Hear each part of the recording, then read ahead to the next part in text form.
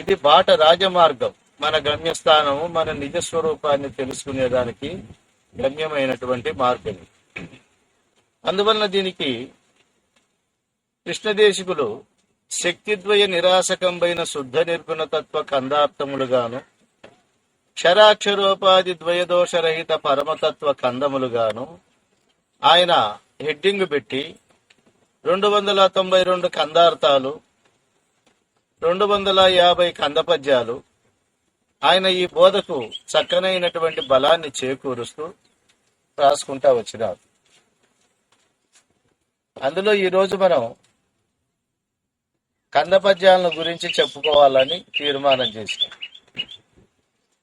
అంటే ఈ కందపద్యాలు ఎటువంటివి, దీని యొక్క మెయిన్ లైన్ ఎట్లా ఉంటుంది అన్నప్పుడు దానికి చక్కగా మనకు బోధపడుతుంది.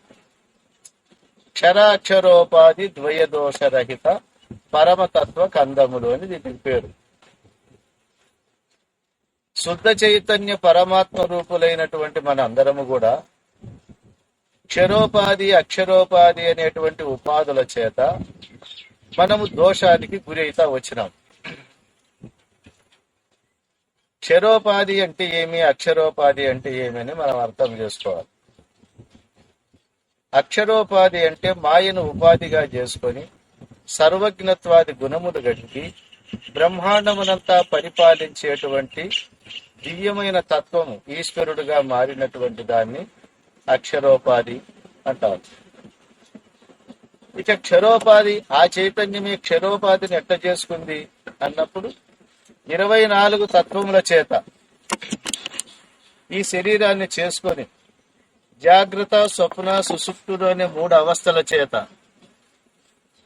ఎడతెరిపి లేనటువంటి కర్మలు చేసుకుంటా ఆ వాసనలు జయించేకి చేతగాక కోరికతోనే పుట్టడం, చనిపోయేటప్పుడు మళ్ళా కోరికల చేతనే చనిపోవడము, ఆ కోరికలు తీరకుండా పోవడం వల్ల మరీ జన్మకు రావడం, ఇట్లా పునరపి మరణం పునరపి జననం అనేటువంటి యొక్క స్థితిని అనుభవిస్తా వస్తా ఉంది. చాలా మటుకు ఈ క్షరోపాధి మంచిది కాదు, ఈ జీవత్వం వద్దు మనకు, ఈశ్వరోపాధిని పొంది ఈశ్వరుని ధ్యానించి ఆ ఈశ్వరుని యొక్క స్వరూపంలో లీనమైతే ఇంకా మనకు శాశ్వతమైన ఆనందం కలుగుతుంది అనేటువంటి ఉద్దేశం చేత క్షరోపాధిని మాయగా చేసుకొని ఈ క్షరోపాధి అనుభవించే ఈ ప్రపంచమునంతా మాయగా అంగీకరించి ఇది ఎట్లయినా మనం నిలిపినా నిలిచదు కాబట్టి పొయ్యేదాని మీద భ్రాంతి ఎందుకు పెట్టుకోవాలని దీన్ని వదిలిపెట్టి శాశ్వతమైనటువంటి ఈశ్వరతత్వాన్ని మనం పొందాలని అనేక మార్గాలు చేసినారు. యోగములు, భక్తి మార్గాలు, దైవారాధనలు, జ్ఞాన మార్గాలు, ధ్యాన మార్గాలు ఎన్నో చేసినారు. దేవుడు ఎక్కడో ఉన్నాడని, ఆయన మన తపస్సుకు మెచ్చి వస్తాడని, మన ధ్యానానికి తగిన ఫలితాన్ని ఇస్తాడని, ఈ రకంగా మన స్వరూపాన్ని మనం మర్చిపోవడం వల్ల, దీన్ని కోల్పోవడం వల్ల దైవాన్ని పరోక్ష జ్ఞానంగా ధ్యానించడం, దీనితో కాలయాపన చేస్తూ ఈశ్వరోపాసన చేస్తా వచ్చినారు. కానీ ఈశ్వరునికే మొట్టమొదటి జనన మరణాలు భ్రాంతి ఉన్నదని, మన చిన్న సంసారానికి మనం భయపడతా అంటే ఆయన ఇంత పెద్ద సంసారానికి ఎంత భయపడతా ఉంటాడని అర్థం చేసుకొని ఈ క్షరోపాధిని ఎట్లా నిరసించి దాన్ని దూరంగా చేసుకుంటాడామో ఆ రకంగానే అక్షరోపాధిని కూడా దాని దోషాలను చూసి దానికంటే అతీతమైనటువంటి ఆత్మతత్వాన్ని అర్థం చేసుకొని మళ్ళీ పరిపూర్ణ బోధన పొందాలనేటువంటి దాని మీద పరిపూర్ణ బోధన తీసుకొని వచ్చినారు. అందుకిప్పుడు మనము క్షరాక్షరోపాధుల యొక్క దోషాలను గుర్తెరిగిన తర్వాత 84 లక్షల జీవరాశుల్లో జనన మరణాలు అనుభవించే క్షరోపాధిని పోగొట్టుకొని సర్వసృష్టత్వం, పరిపాలకత్వం, సర్వాంతర్యావిత్వం, సర్వకర్తృత్వం, సర్వభోక్తృత్వం, సర్వసంహారకత్వాది యొక్క గుణములు కలిగిన ఈశ్వరుని చైతన్యంతో ఆనందపడి ఇదే పరమార్థం అనుకునేటువంటి స్థితికి వస్తారు. ఇప్పుడు షిరిడీ బాబా గాని, పుట్టపర్తి సాయిబాబా గాని, మరి వేదవ్యాసుడు గాని, ఆదిశంకరాచార్యులు గాని ఇట్లా ఈశ్వరోపాధిని అవలంబించి జగద్గురు స్థానాన్ని, దేశానికి దేవుడు అనేటువంటి స్థానాన్ని పొంది ఈ పూజలు పొందడం, ఈ అనుభవాలు పొందడమే శాశ్వతం అని చెప్పి ఉన్నారు. కానీ సుఖ దుఃఖములు ఏవైనా ఒకటే, చిన్నవైనా ఒకటే, పెద్దవైనా ఒకటే, సంఖ్యలు బంగారువైనా ఒకటే, ఇనుపవైనా ఒకటే. కాబట్టి ఈ యొక్క దోషాలను పోగొట్టుకునే నిమిత్తమయ్యి మనం ఈ యొక్క పరిపూర్ణ బోధను ఆశ్రయించవలసి వచ్చింది.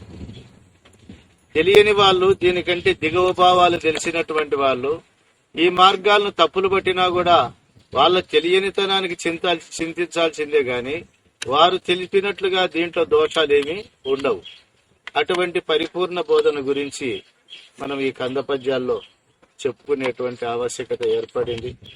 మరి సనాతనము నుండి కంద పద్యాలను చక్కగా అర్థం చేసుకోవాలి.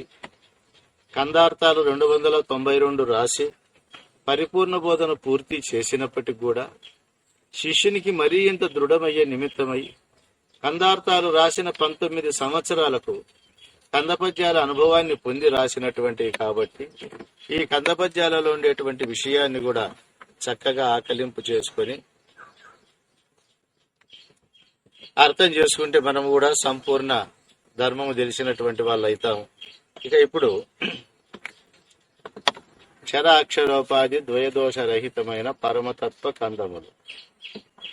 ఈ పరమతత్వం ఎట్లాంటిదంటే క్షరోపాధి గాని అక్షరోపాధి గాని, జీవుడు గాని ఈశ్వరుడు గాని కాకోకుండా ఎప్పటికీ ఒకే తీరుగా సర్వకాలాల్లో, సర్వ దేశాల్లో, సమస్తమైన వస్తువులలో నిండి నిబిడీకృతమై ఉండేటువంటి పరిపూర్ణ తత్వాన్ని అర్థం చేసుకోమని చెబుతుంది ఈ సిద్ధాంతం.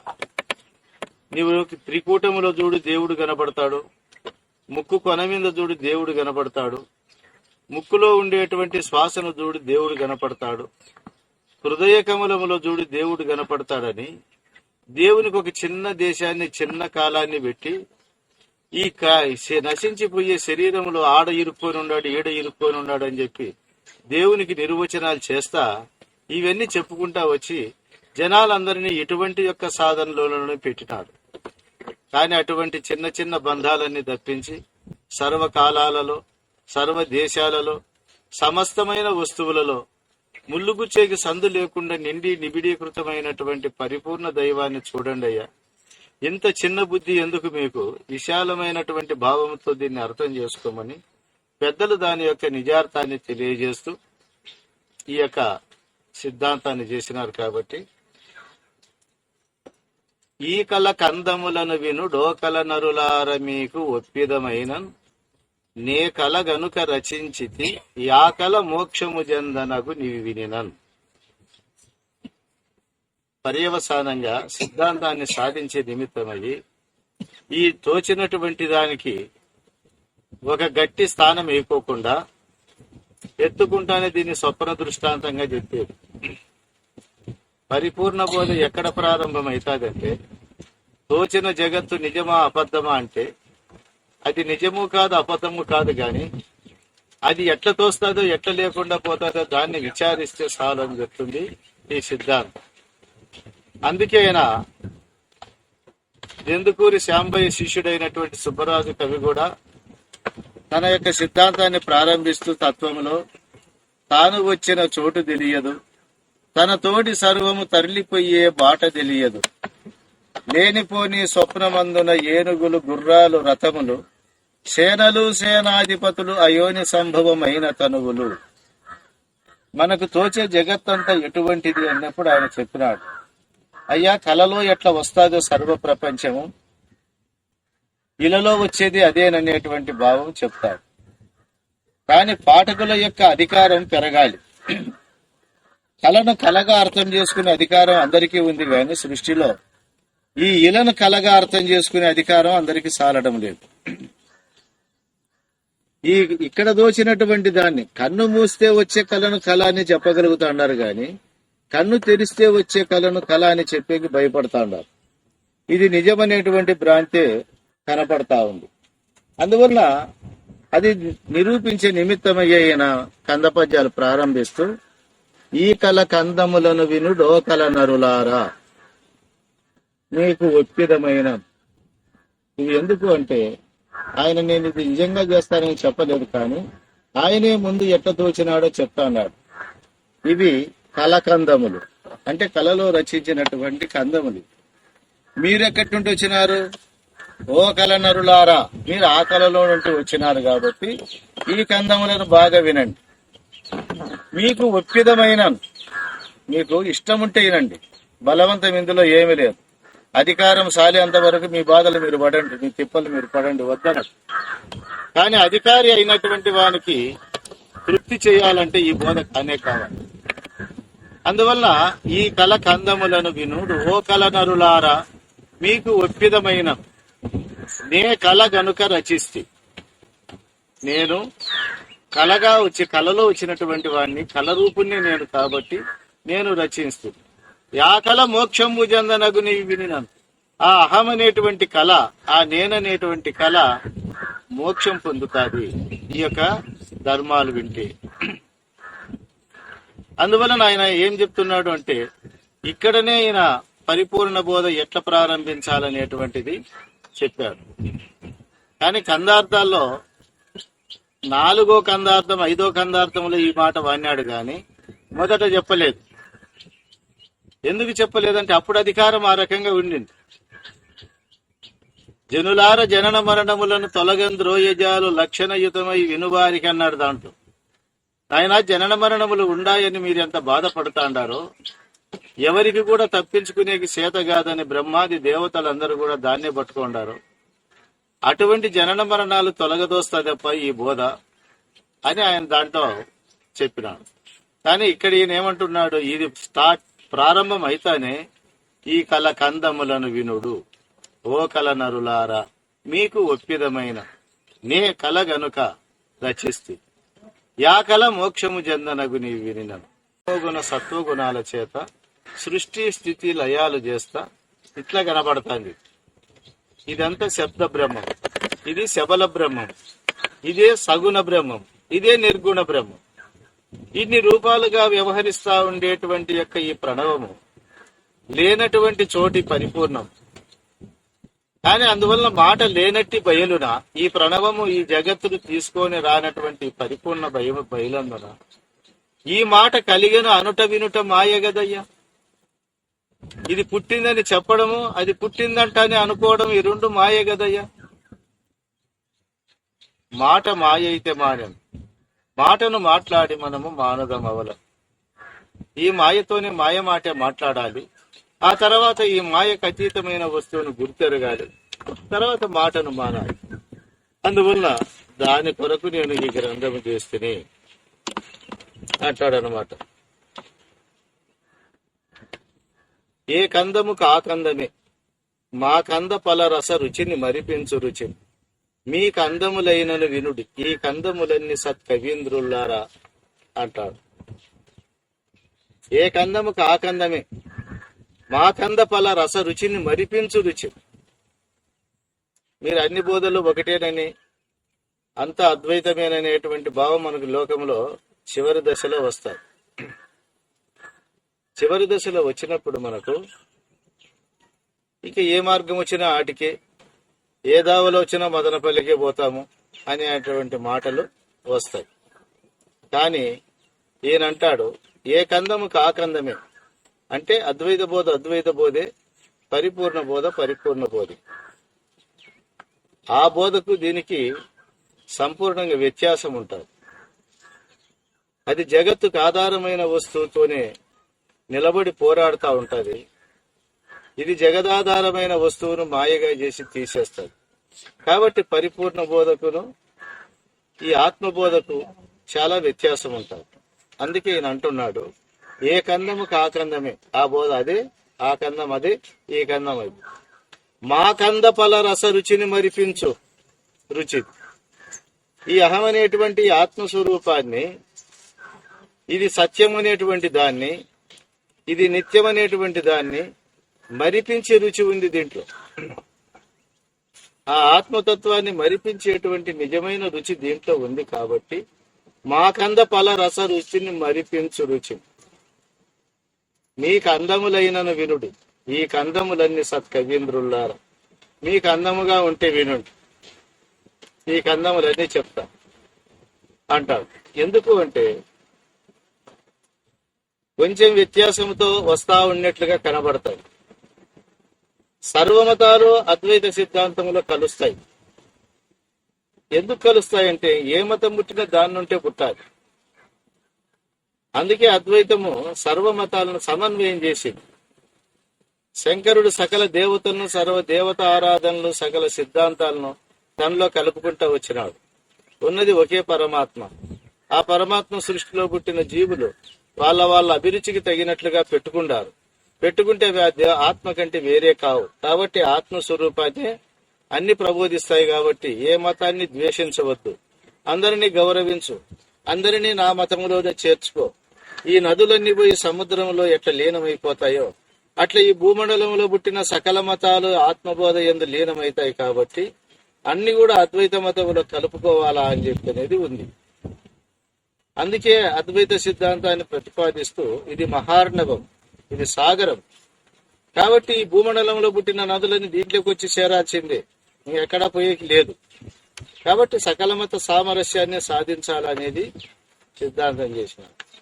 కానీ ఇవన్నీ భిన్నముగా అనుకున్నా, ఇవన్నీ ఒకటి అనుకున్నా ఆ వస్తువే. కాబట్టి ఆ వస్తువుకి నిజముగా మోక్షము రావాలంటే, ఆ వస్తువు నిజముగా కడతేరాలంటే ఈ పరిపూర్ణ బోధ కావలసి వచ్చింది. అందుకే ఏ కందము కాకందమేనాయన. అదే మా కంద ఫల రుచిని, నేననేటువంటి యొక్క ఈ కందాన్ని అనుభవించే ఈ ఫలాన్ని, ఈ రుచిని మరిపించి చెప్తుంది పరిపూర్ణ బోధ. అందుకు మీ కందములైనను వినుడి ఈ కందములన్నీ సప్తవేంద్రులారా అని చెప్పి ఆయన చక్కగా దాన్ని ప్రబోధిస్తూ, నే చందం చదివెరుగను, నా చందం విధి గురుని నమ్మి రచిస్తేని, ఈ చందపు పద్యములను విని సుచందర నగక దిద్దు రూడి సుఖవులు. ఆయన నేను చందము చదివలేదు. ఎందుకు అంటే ఎంతటి పండితుడైనా ఎటువంటి వాడైనా గ్రంథాన్ని రచిస్తే ఏదో ఒక చిన్న లోపం ఉంటుంది, తప్పులనేటివి దొర్లుతా ఉంటాయి. ఎందుకంటే నేనైతే తప్పుగాడని అన్నాడు శంకర్రావు. ఇతర తప్పులు ఎంచుతా గాని నేనేం తప్పులేని వాడని కాదు, నేను కూడా తప్పులోడినే అన్నట్టుగా నేను చందము చదవలేదయ్యా. నా గురుని చేత ఈ చందము చూసినాను. ఈ చందం అంటే ఏమి కవిత్వ చందం కాదు, పరిపూర్ణ బోధ అనే చందాన్ని బాగా చూసిన. ఆ గురువుని నమ్మి రచించినాను. ఈ కందములన్నీ చూసి నగకుండా రూఢి కవులు పెద్దలైనటువంటి వాళ్ళు దీని యొక్క క్రమాన్ని దిద్దుడి అని ఏడుకుంటాడు. ఎవరిని ఏడుకుంటాడు ఆయన? శాస్త్ర పండితులను, విద్యా పండితులను ఏడుకుంటాడా? అట్లా ఏడుకుంటే వాళ్ళ భావాలతో రుద్దితే ఈ సిద్ధాంతం నిలబడతాగా? వాళ్ళకి ఆత్మ అంటే పరిపూర్ణం అంటే రెండు అర్థమే తెలియదు. బ్రహ్మ విద్య అన్నారు. బ్రహ్మము ఏదో నిరూపించి ఆ బ్రహ్మమును పొందే విద్యను అభ్యసిస్తే కదా బ్రహ్మ విద్య అవుతుంది. బ్రహ్మమును పొందింపజేసే విద్య బ్రహ్మ విద్య అని మనకు తీర్మానం చేసింది. అంటే బ్రహ్మ పదార్థం ఏ వస్తువు, ఎట్లా ఉంటుంది, అంతా ఒకటేననేటువంటి దాన్ని అంటారు. కానీ అంతా ఒకటి ఎట్లయితుంది? స్వజాతీయ విజాతీయ స్వగత భేదముల చేత విరాజిల్లేటువంటి సృష్టిని ఒక్కటిగా ఎట్లా భావదృష్ట్యా లేదు భౌతికమైన దృష్ట్యా రామానుజాచార్యుల ఆచరణకు యోగ్యం కాదు అద్వైతం అన్నారు. భావముతో అనుకోవాల్సిందే గాని అంతా ఒకటిగా ఆచరించేకి వీలు పడనటువంటిది అద్వైతం అన్న. అనుకోవచ్చు కానీ అంతా ఒకటి మమాత్మ సర్వభూతాత్మ అన్నాడు కదా అని మన కంచంలో వచ్చి కుక్క భోంచేస్తే ఊరికే ఉంటాడా? ఉండడు. అప్పుడు కుక్క దృష్టి వస్తుంది, బ్రహ్మ దృష్టి పోతుంది. మరి ఏదన్నా శత్రుమిత్రులను చూసినప్పుడు బ్రహ్మ దృష్టి కోల్పోతాడు. అంటే ఆచరణకు యోగ్యము కానటువంటి దాన్ని సిద్ధాంతం చేస్తే ఎంతమంది ఆచరిస్తారు, ప్రజలు ఎంతమంది దాన్ని అనుభవిస్తారు? కాబట్టి దైవం ఒకడు ఉన్నాడని దాన్ని ధ్యానించి ఆనందించడమే మంచి ధర్మం అని, విశిష్టమైనటువంటి విష్ణువును మాత్రమే ధ్యానించాలని ఆయన సిద్ధాంతం చేసి పెట్టినాడు. అందువలన నేను చందము చదివి ఎరుగను ఆయన, అనేక రకాలుగా నేను ఇది చేయలేదు. కానీ నా గురుని యొక్క కరుణ చేత ఈ చందాన్ని చూసినాను, దీన్ని నమ్మి నేను రచించినాను. నా గురువుని యొక్క వాక్యమును, ఆ సిద్ధాంతాన్ని నేను నమ్ముకొని దీన్ని రచించినాను. కాబట్టి దీన్ని రూఢి కవులైనటువంటి వాళ్ళు తప్పులు లేక దిద్దమని చెప్పంటారు. ఇక కథ కాదు జనన మరణ వ్యథమానుటకై రచిస్తే వరకవులార మదించి చూచి దిద్దుడి పథమే మాత్రంబు తప్పి వారకయుండను. ఇది కథ కాదు. ఏ కథ చెప్పినా పుట్టినట్లు పెరిగినట్లు కొట్టినట్లు చిచ్చినట్లు ఇవే ఉంటాయి. ఏ చరిత్ర చూడు గర్వకారణం ఏముందంటే మన మాదిరి వాళ్ళు సచ్చినారు. రాముని చరిత్ర చూసినా, భీముని చరిత్ర చూసినా, కృష్ణుని చరిత్ర చూసినా, కృష్ణుడు ఇసుగు చెందుతాడు ఒకసారి. ఈ చుట్టూ శత్రురాజులతో ఎన్నాళ్ళంటే ఈ యుద్ధం చేసి బతుకుతా, ఒక్కరోజు కూడా కంటికి నిద్రలే, కడుపు నిండా భోజనములే అని చెప్పి మయ్యని పిలుచుకొని సముద్రంలో ఇల్లు కట్టించుకుంటాడు ద్వారకి. మనం ఇప్పుడేమో దేవుడు దేవుడు అని అంటాను. ఆయన పడిండే తిప్పలు ఆయనకే తప్ప ఇంకొకరికి తెలియదు. ఈ ఎర్రి యాదవులందరినీ ఎట్లా నేను కాపాడేదని బాధపడి ఆ మయ్యని పిలుచుకొని అక్కడ పెట్టుకొని యోగమాయను పిలిచి, ఓ యోగమాయ, ఈ పాత ద్వారకల నుండి ఈ కొత్త ద్వారకలోకి తెచ్చేటప్పుడు వాళ్ళకు కొత్తదనం ఏదైనా కనపడేటట్టు చేసేవు, మళ్ళీ వాళ్ళకి ఎర్రి పడుతుంది, ఎక్కడొచ్చి పడితేమో ఏమోనని. ఇదంతా ముందే ఉన్నట్లు, ముందే అనుభవించినట్లు, ఇక్కడే కాపురం ఉన్నట్లు, ఆ తాత తండ్రుల సమాధులంతా ఇక్కడే ఉన్నట్లుగా కనపరావాలన్నా. ఓ అట్లే చేస్తానని మాయ అంటేనే ఇంక అది తీసుకొచ్చి అందరిని వేసింది. పొద్దున్నే చూస్తే అందరు పాత బజార్లే, పాత ఇండ్లే, పాత సంసారాలు. బాగుంది అనుకున్నాం. అట్లనే మనం కొత్తగా ఈ లోకానికి వస్తే ఇదంతా పాత లోకం ఆగట్లే కనబడుతుంది. మన తాతలంతా ఇక్కడే ఉన్నట్లు, వాళ్ళ తాతలంతా ఇక్కడే ఉన్నట్లు, మనమంతా ఇక్కడే ఉన్నట్లు, మన వాళ్ళంతా మనం ఇక్కడే ఉంటాం. భూములకు కొట్లాడేది, ఇళ్లకు కొట్లాడేది, ఆస్తులకు కొట్లాడేది ఒకటే రగట. ఎవరి దీంట్లో సుఖపడినారు? అందువల్ల ఇది కథ కాదు. ఇటువంటి సుఖ దుఃఖాలు అనుభవించిన వారి కథలు చెప్పుకునేది కాదు. ఇది జనన మరణ వ్యథమానేదానికి రచిస్తే త్వరకవులారా, ఓ శ్రేష్టమైనటువంటి బ్రహ్మ విద్య తెలిసినటువంటి మహాత్ములారా, ఇది జనన మరణ వ్యథమానేదానికి రచించినటువంటి ధర్మం ఇది. కాబట్టి మీరందరూ కూడా దీన్ని చక్కగా చూసి దిద్దాలంట. ఎందుకంటే మతించి చూసి దుద్దుడు, దీన్ని మదించాలి. ఇది ఎట్లా అని. మీరు విఘ్నులు, విజ్ఞానం ఉండేటువంటి వేత్తలు, మీరు ఏదాన్ని అభిమానించాల్సిన అవసరం లేదు. మీరు విచారించి, మీరు బాగా ఆలోచన చేసిన తర్వాత, ఇది గొప్పదని తెలిసిన తర్వాత దీన్ని ఆచరించండి. ముందే మిమ్మల్ని పట్టుకొని చెప్పి నేను చెప్పనని చెప్పని ఆయన దీన్ని మదించి చూసి దుద్దుడు పదమే మాత్రం తప్పి బారకై ఉండను అని ఆయన శ్రేష్టమైనటువంటి వాళ్ళు పూర్ణగురు సార్వభౌములను, మహాత్ములను ఆయన ఏడుకుంటున్నాడు. అందుకే సభ చేస్తే అంతా తెలిసిన వాళ్ళ సభ వేరు, అందరూ తెలియని వాళ్ళ సభ వేరు. మనం ఇప్పుడు చేసే సభ ఎట్లుంటుందంటే 99 మంది తెలియని వాళ్ళ సభే ఉంటుంది. వాళ్ళు ఏంది దిద్దేది ఉండదు, గిద్దేది ఉండదు. మనం ఏం చెప్తే అదే వేదం. అందుకే అందరు చలామణి అయిపోతాడు. కాబట్టి ఈయన మంచి వరకవులైనటువంటి వారు, శ్రేష్టమైన బ్రహ్మ విద్యను అనుభవానికి తెచ్చుకున్నటువంటి వారిని ప్రార్థిస్తా ఉన్నారు. అది దీంట్లో సభా విజ్ఞాపం.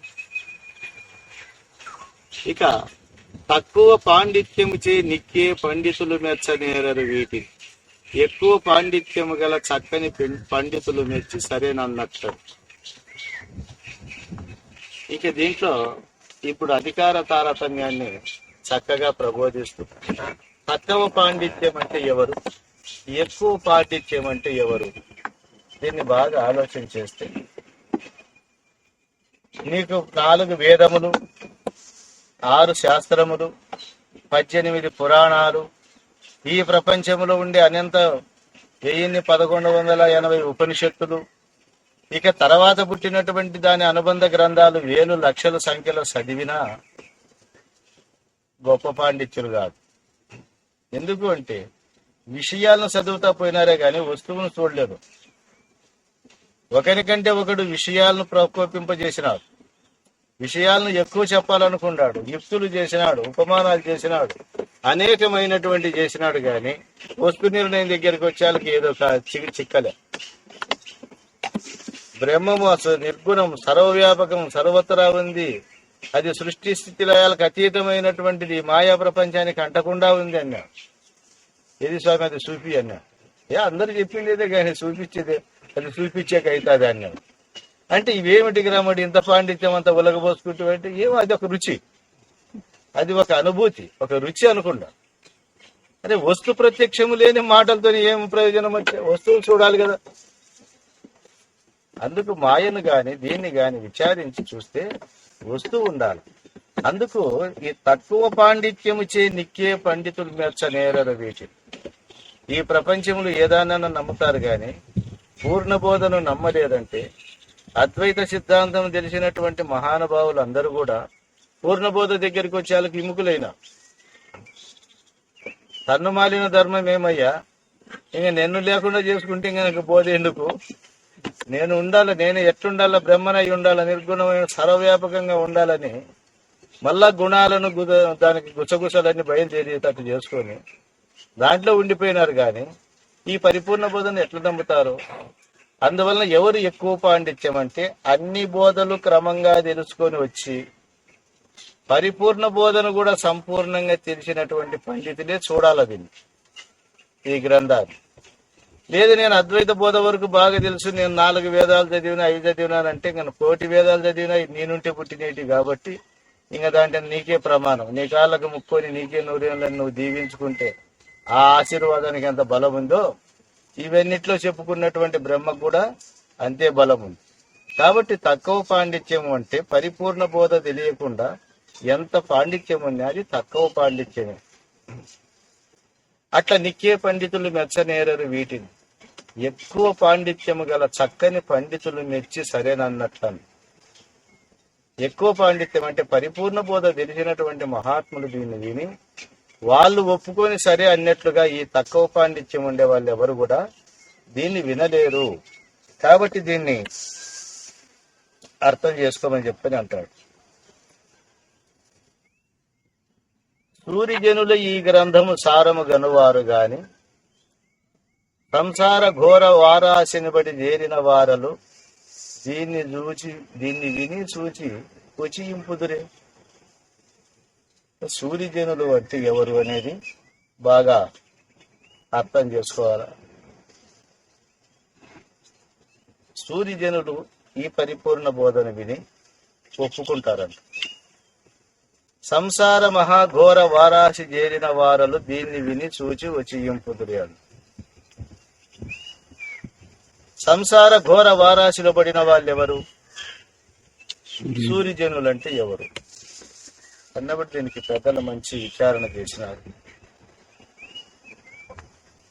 ఈ జీవత్వాన్ని పోగొట్టుకొని ఈశ్వరత్వాన్ని కూడా పోగొట్టుకొని పిండ బ్రహ్మాండాలు 2 కలలాంటివని, దీంటెంటకు సత్తానిచ్చేటువంటి పరమాత్మ చైతన్యాన్ని నేనని, ఋగ్వేదముల ప్రజ్ఞాన బ్రహ్మము నేనని, యజుర్వేదముల అహం బ్రహ్మాస్మి నేనని, సామవేదముల తత్వమసిని, అధర్వణ వేదముల అయమాత్మ బ్రహ్మము నేనని, ఇట్లా వేదాంత సిద్ధాంత వేత్తలైనటువంటి వాళ్ళందరూ కూడా నేను బ్రహ్మమును అని ఏదైతే చెప్తా వచ్చినారో ఆ వస్తువు నేనని ఎవడైతే నమ్మి ఉండాడో వాడు ఘోర సంసార వారాశిలో పడినవాడు. ఎందుకు అట్లా అన్నారంటే, ఇంకా ఈ సృష్టి అంతా మాయదని, అవిద్యదని, జీవుందని, భ్రాంతి అని ఒట్టి చిన్న మాటలు. అన్నిటికీ ఎవరు కర్త? అన్నిటికీ నేనే కర్తగా ఉంది. కాబట్టి నేను పుడతా, నేను సస్తా, నేను ఆత్మ, నేను బ్రహ్మమును, నేను ఈ సృష్టికంతా ఆధారంగా ఉండాలని ఎవడు చెప్తా ఉన్నాడో వానికి ఈ సంసారం గాని ఇంకొకరికి ఏంటికుంటది సంసారం. అందువల్ల ఎవడైతే ఈ అహం బ్రహ్మాస్మి అనేటువంటి స్థితికి వచ్చి అక్కడే నిలబడి ఉన్నాడో వాడే ఘోర సంసార వారాశిలో పడినవాడు. వాడు ఈ పరిపూర్ణ బోధ గ్రంథాన్ని చూసి గాని విని గాని దీన్ని ఒప్పింపడు, గొప్పదని ఒప్పుకోడు. ఇక ఎవరు ఈ సంసార ఘోర వారాశిని దాటిన వారంటే ఇదిగే సద్గురువుల దగ్గర చేరి నిజ బోధలు విన్నటువంటి వారే సూర్యజనుడు. వాళ్ళే మహాత్ములు. వాళ్ళకు మాత్రమే ఈ బోధ తెలియబడతాయి. ఎందుకంటే గురుడు ఇవన్నీ పొందకూడదని కాదు, కానీ అక్కడే నిలబడకూడదు సత్యమని. అక్కడే సత్యమని నిలబడమే పొరపాటు అవుతుంది. నువ్వు అనుభవించు. నువ్వు దేహము నేననే అజ్ఞానము చేత ఎట్లయితే అనుభవించినావో జీవుడు నేనని, స్వర్గలోకంలో సుఖాలుండాయని దానికి తగినటువంటి తతంగం అంతా చేసుకొని యజ్ఞయాగాదులు చేసి, ఉపాసనలు చేసి, వ్రతాలు చేసి, క్రతువులు చేసి ఈ పైలోకాలన్నీ పొందాలని మానసిక ప్రవృత్తి కలిగి సూక్ష్మ శరీరమే నేననే భ్రాంతి చేత ఏవేవి అనుభవించినావు, తర్వాత కారణ శరీరం మహాకారణ శరీరాలను పొంది ఈ ఆధార అధిష్టాన చేతన బ్రహ్మముగా తాను మారినప్పుడు అటువంటి విషయాన్ని ఎట్లా తెలుసుకున్నాడో అవన్నీ కూడా ఈ పూర్ణబోధ విచారణ సంపూర్ణంగా తెలుసుకున్న తర్వాత శిష్యులకు బోధించే నిమిత్తమై తాను అటువంటి పూర్ణ చేతతత్వాన్ని నుండి అట్లా అధిష్టాన చైతన్య బ్రహ్మతత్వాన్ని నుండి దిగి వచ్చి శిష్యులకు బోధించేకి ఇవన్నీ చెప్పవచ్చును కానీ ఈ అహం పదార్థమే గొప్పదని, ఇదే నిత్యము సత్యమని నమ్మేవాడు ఇదో ఈ ఘోర సంసారాన్ని దాటలేడు. అందుకే ఎక్కువ పాండిత్యం కలిగిన వాళ్ళు ఎవరు? ఈ పరిపూర్ణ బోధ తెలిసిన వారు. సూర్యజనులు ఎవరు? ఈ అన్నిటికంటే ఆధార అధిష్టాన చేతనమైనటువంటి ఆ బ్రహ్మమును, ఆ వస్తువు తానై అది లేదు అనేటువంటి దృఢం చేసుకున్నటువంటి వారే సూర్యజనులు. అందువల్ల అట్లా అధిష్టాన చేతనానికి అతీతమైన తత్వం తెలిసిన వాళ్ళు ఈ గ్రంథాన్ని చూసి మెచ్చుకుంటారు కానీ దాన్నే పట్టుకుని ఉండేటువంటి వాళ్ళు, తక్కువ పాండిత్యం కలిగిన వాళ్ళు దీన్ని చూసి వచించలేరు అంటాడు. ఇక గొప్ప ప్రతిష్టకు మిక్కిలి త్రిప్పలుబడు నృతతికెప్పుడు తీరదు వినని ఒప్పుల కుప్పకు బోధను తప్పక నా మాట నమ్మదగు తప్పనక. అయినా నా మాట తప్పనకుండా ఇది నమ్మాలి. ఎట్లా?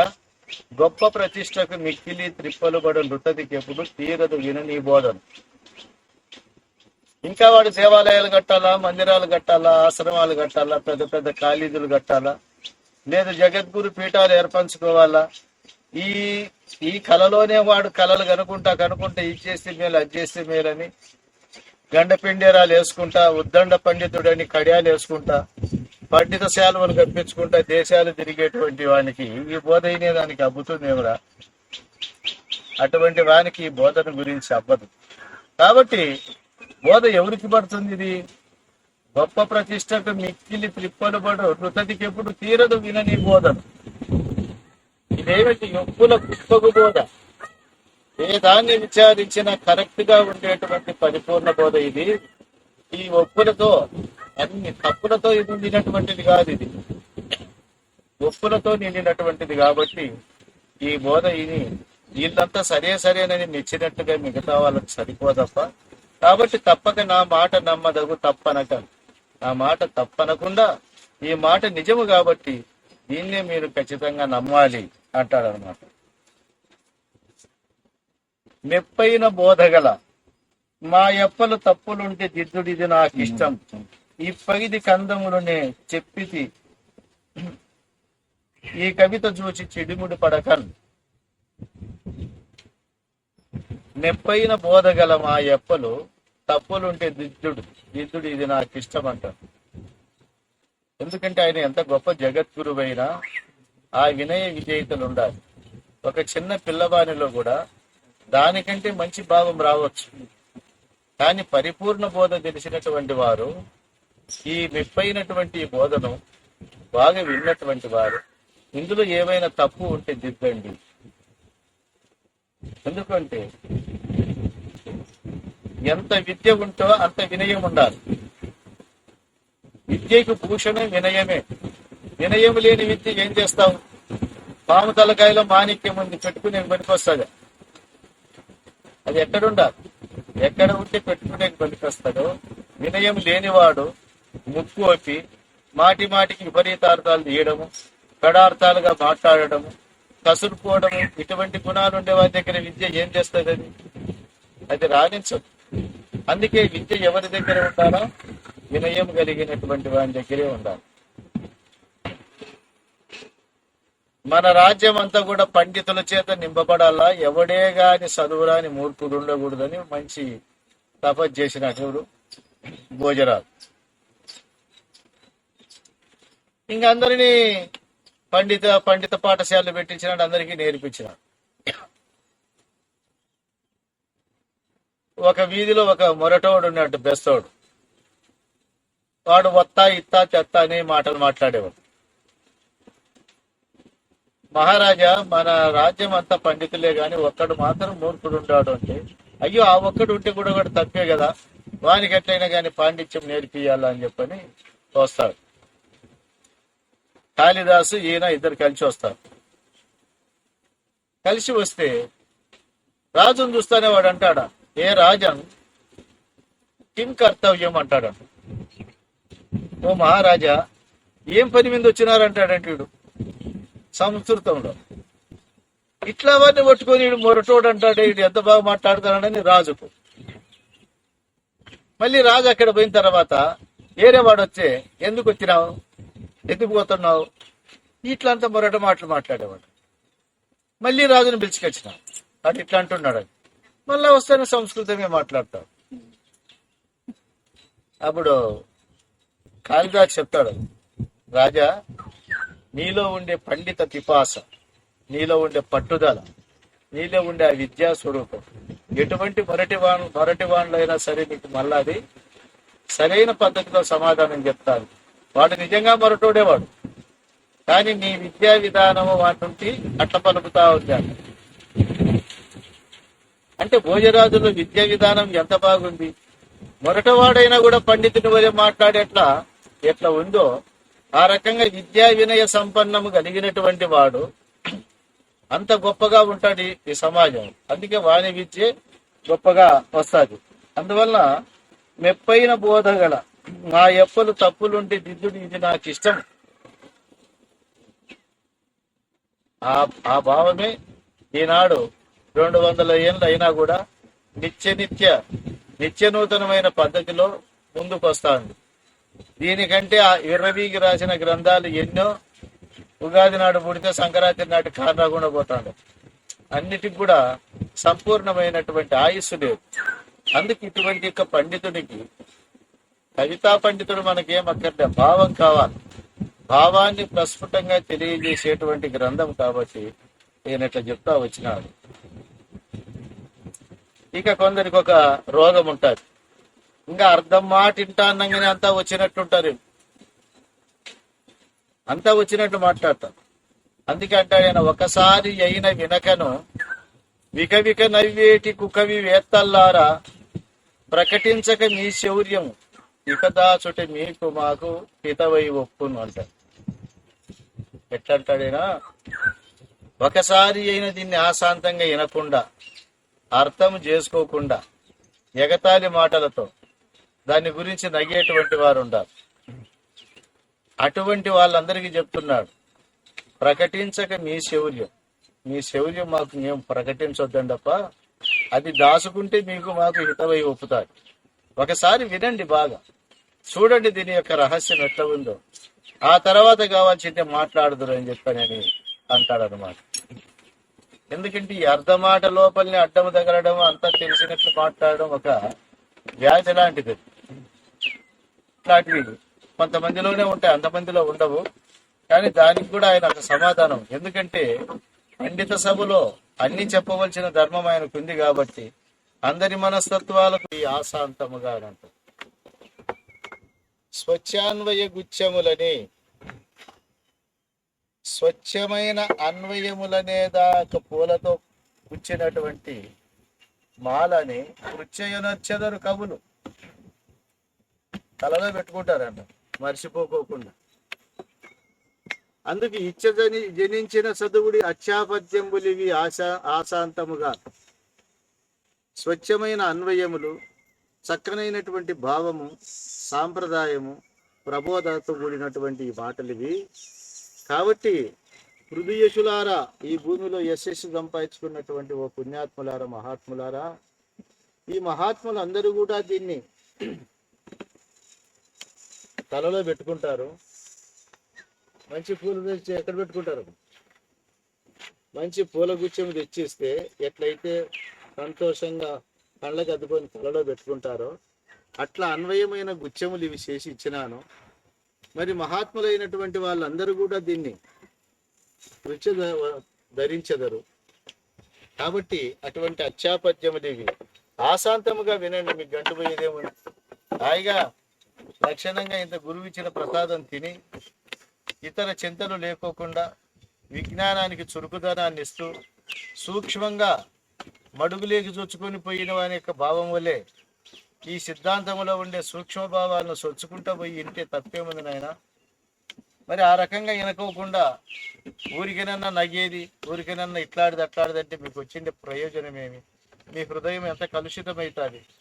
ఒక సద్గ్రంథాన్ని, ఒక సద్భావాన్ని, ఒక మంచి సిద్ధాంతాన్ని తెలియక తప్పులు పడితే ఎంత దోషం అది.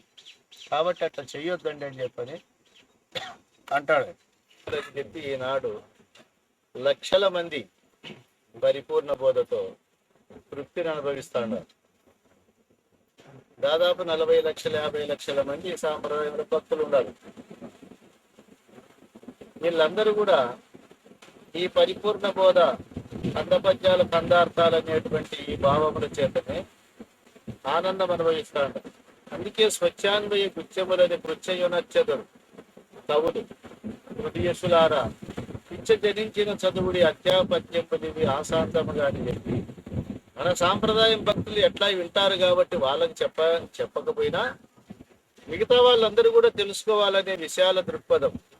లోకా సమస్త సుఖినో భవంతు అనేటువంటి వసుదైక కుటుంబానికి అంతా మేలుగోరే గుణము గురువుకు ఉంది కాబట్టి ఆ రకమైనటువంటి భావముల చేత ప్రబోధిస్తూ తక్కిన బోధల వలెనిది చిక్కులు గల బోధగాదు చేపట్టదగును. తక్కిన బోధల వలెనిది చిక్కులు గల బోధగాదు చేపట్టదగును. మక్కువతో మీ మునుపటి బోధలనన్ని చూర్ణ చెక్కి ముదమునని అంటారు. ఎందుకు అంటే ఈ పరిపూర్ణ బోధ తెలిసినటువంటి విజ్ఞానికి మిగతా బోధల్లో ఎన్ని చిక్కులు ఉన్నాయో అర్థమవుతాయి.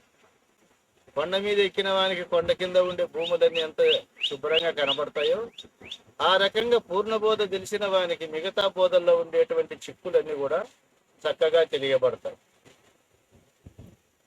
ఇక మనము జపాలు, తపాలు, వ్రతాలు, క్రతువులు చేసినాం. దేవుడు ఇట్లుంటాడని కొన్ని రోజులు, అట్లుంటాడని కొన్ని రోజులు, సాకారుడని కొన్ని రోజులు, నిరాకారుడని కొన్ని రోజులు మనం తిప్పలు పడ్డాం. ఇక వైకుంఠంలో ఉంటాడు, కైలాసంలో ఉంటాడు, సత్యలోకంలో ఉంటాడు, స్వర్గలోకంలో ఉంటాడని అట్లా బాధలు పడినాం. ఇవన్నీ కూడా ప్రత్యక్ష ప్రమాణానికి చిక్కేటివి కాదు. అంటే బాధలు పెట్టినాయే కానీ అందరికీ ప్రత్యక్ష ప్రమాణంగా ఇట్లా ఉన్నది అనేటువంటిది పద్ధతి లేదు. మామూలుగా రాతి దేవుని దగ్గర మొదలుకొని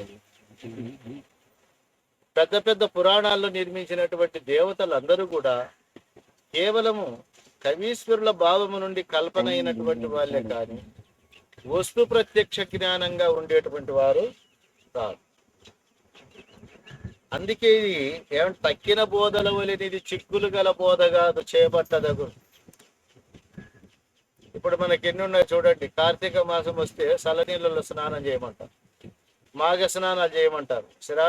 శ్రావణ మాసం వస్తే శనివారాలు చేయమంటారు. సత్యనారాయణ వ్రతం చేస్తే ఇంటికి 2 ఇండ్లు అవుతాయి, బిడ్డకు 2 బిడ్డలు అవుతారంటే చేస్తారు. ఎందుకు? మానవునికి విజ్ఞాన దృష్టి లేదు. అయితా చెప్తా అన్నారు కానీ వస్తాండాయా లేదా అని చూడడు. కనుకనే ఇటువంటి వాళ్ళందరూ ప్రచారం చేస్తారు. ఇన్ని కలిగినటువంటి ఇప్పుడు తనను ఆశ్రయించిన శిష్యునికి ఈ బాధలన్నీ తప్పించాలనే నిమిత్తం చేత నాయన తక్కిన బోధల వలెనిది చిక్కులు గల బోధ కాదు చేపట్టదగు. మక్కువతో మీ మునుపటి చిక్కులు గల బోధలన్నీ చూర్ణ చెక్కి ముదమునం. ఎందుకు అంటే ఇవన్నీ కూడా ఎన్ని కష్టాలు పడ్డాడో మానవుడు, ఇంకా ఇప్పుడు పడతానే ఉన్నాడు అనుకో. కానీ ఇటువంటి కష్టాలు లేకోకుండా నిజమును చెప్పాలా అనే ఉద్దేశం చేత ఆయన పండిత లోకానికి, పామర లోకానికి కూడా చక్కనైనటువంటి అన్వయ భావాలు చెప్పుకుంటా వస్తా ఉన్నాడు ఆయన. మరి ఈ బోధ చేసేటువంటి ప్రయత్నం ఏమి? ఎంతో మంది మనకు సాధనలు చెప్పినారు, కానీ ఆత్మను కూడా తెలియనటువంటి సాధనలు అయిపోయినాయి అవి. ఈ ఆత్మను కూడా తెలియనటువంటి సాధనలు చెప్పి ఎంతో మందిని బాధ పెడుతున్నారు కదా. తన్ను తానెరుగని మాయలేరా సర్వమును డంభమని నిజము కనుగొనవేరా.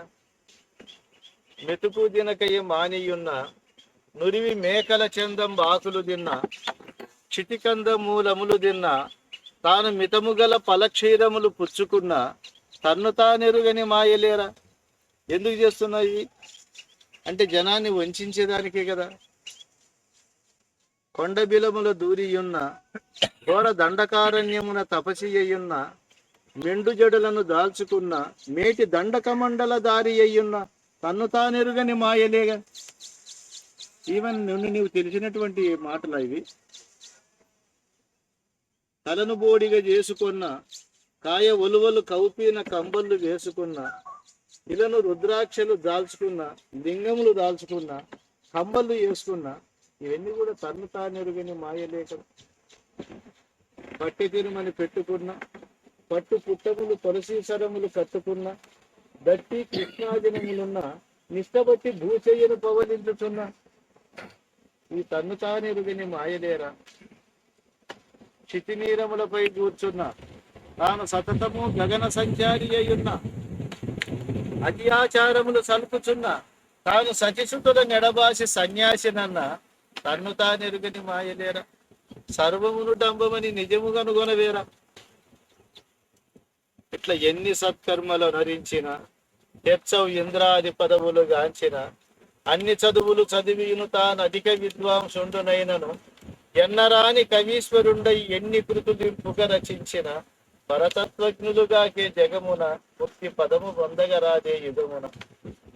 కడుముద్రాసన యోగ రీతుల బట్టి కష్టించినను పెక్కు రీతుల జడియకయ చన్నీళ్ల బుడబుడ నీరు కాకి విదంబు మునిగిన మడుగుదరి బకమట్లు గుడగుడ లొడగు మంత్రములను జపించిన పరతత్వజ్ఞులుగాకే జగమున ముక్తి పదము పొందగరాదే యుగమున.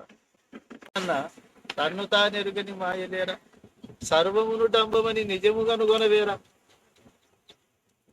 ఇట్లా ఎన్ని సత్కర్మలు నరించిన తెచ్చవు ఇంద్రాది పదవులు గాంచిన అన్ని చదువులు చదివిను తాను అధిక విద్వాంసుండునైనను ఎన్నరాని కవీశ్వరుండై ఎన్ని కృతులింపుక రచించిన పరతత్వజ్ఞులుగాకే జగమున ముక్తి పదము పొందగరాదే యుగమున.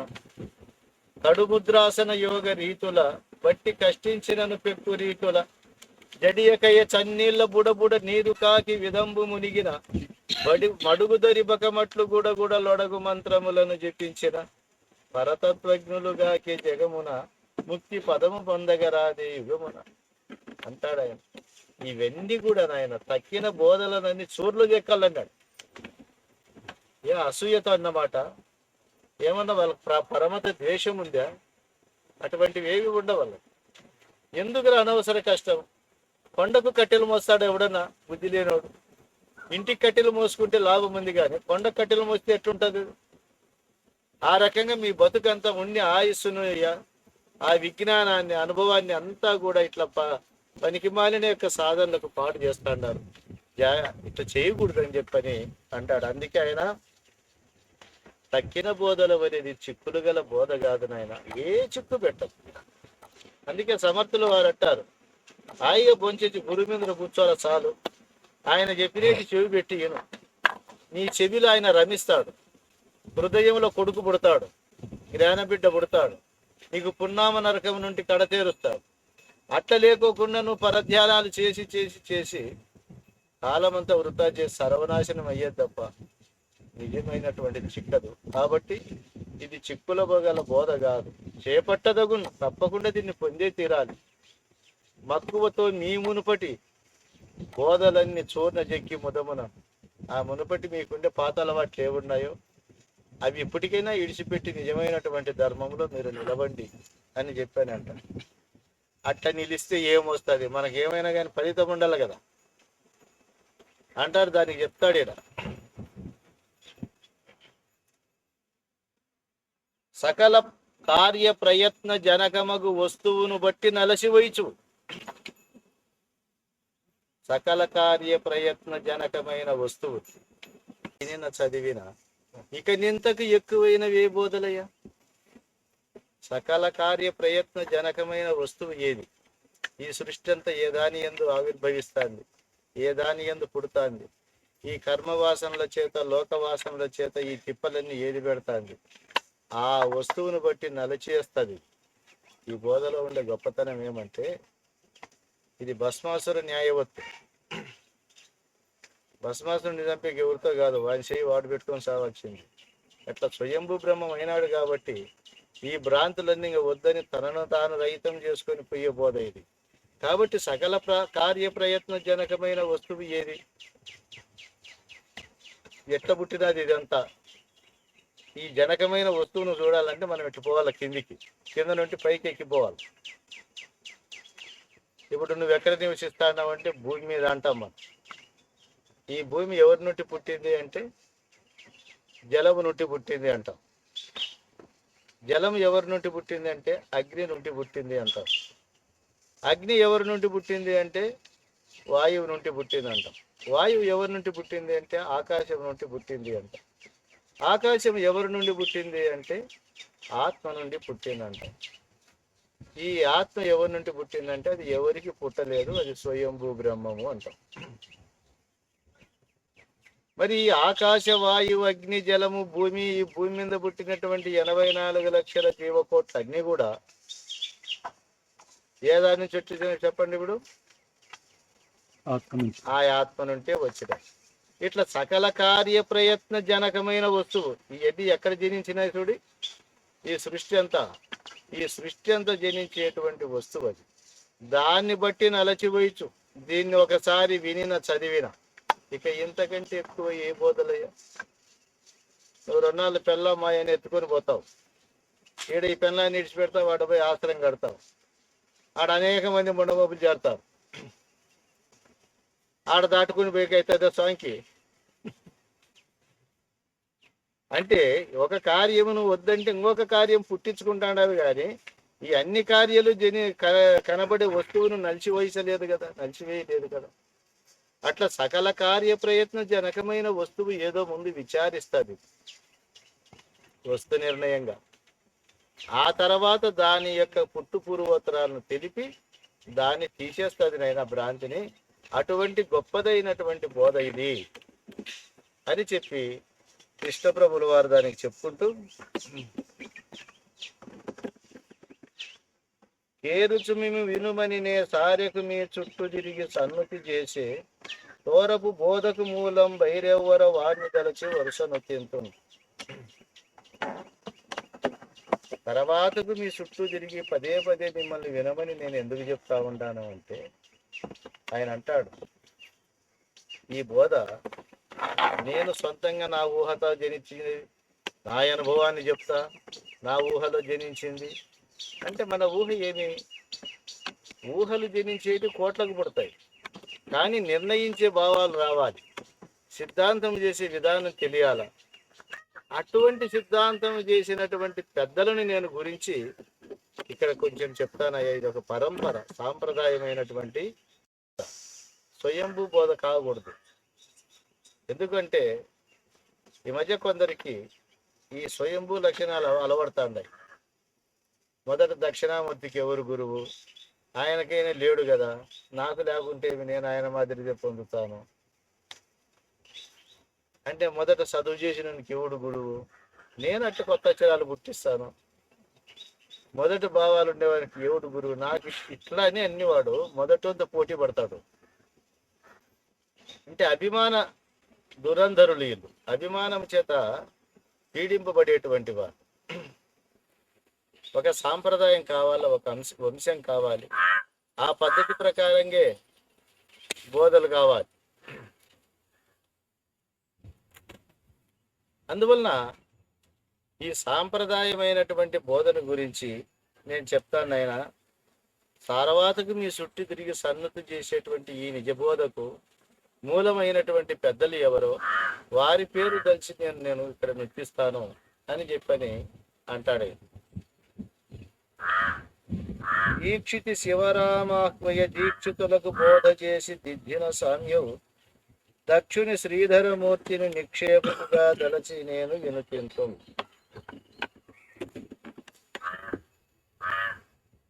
ఈ క్షితిలో అంటే ఈ భూమిలో శ్రీ శివరామ దీక్షితులు అనేటువంటి మహామేధావికి బోధ చేసి దిద్దిన స్వామి ఒకడున్నారు. ఆయనే దక్షుడు. ఆయనే ఈ బోధకు కరెక్ట్ అయిన గురువు, మహానుభావుడు.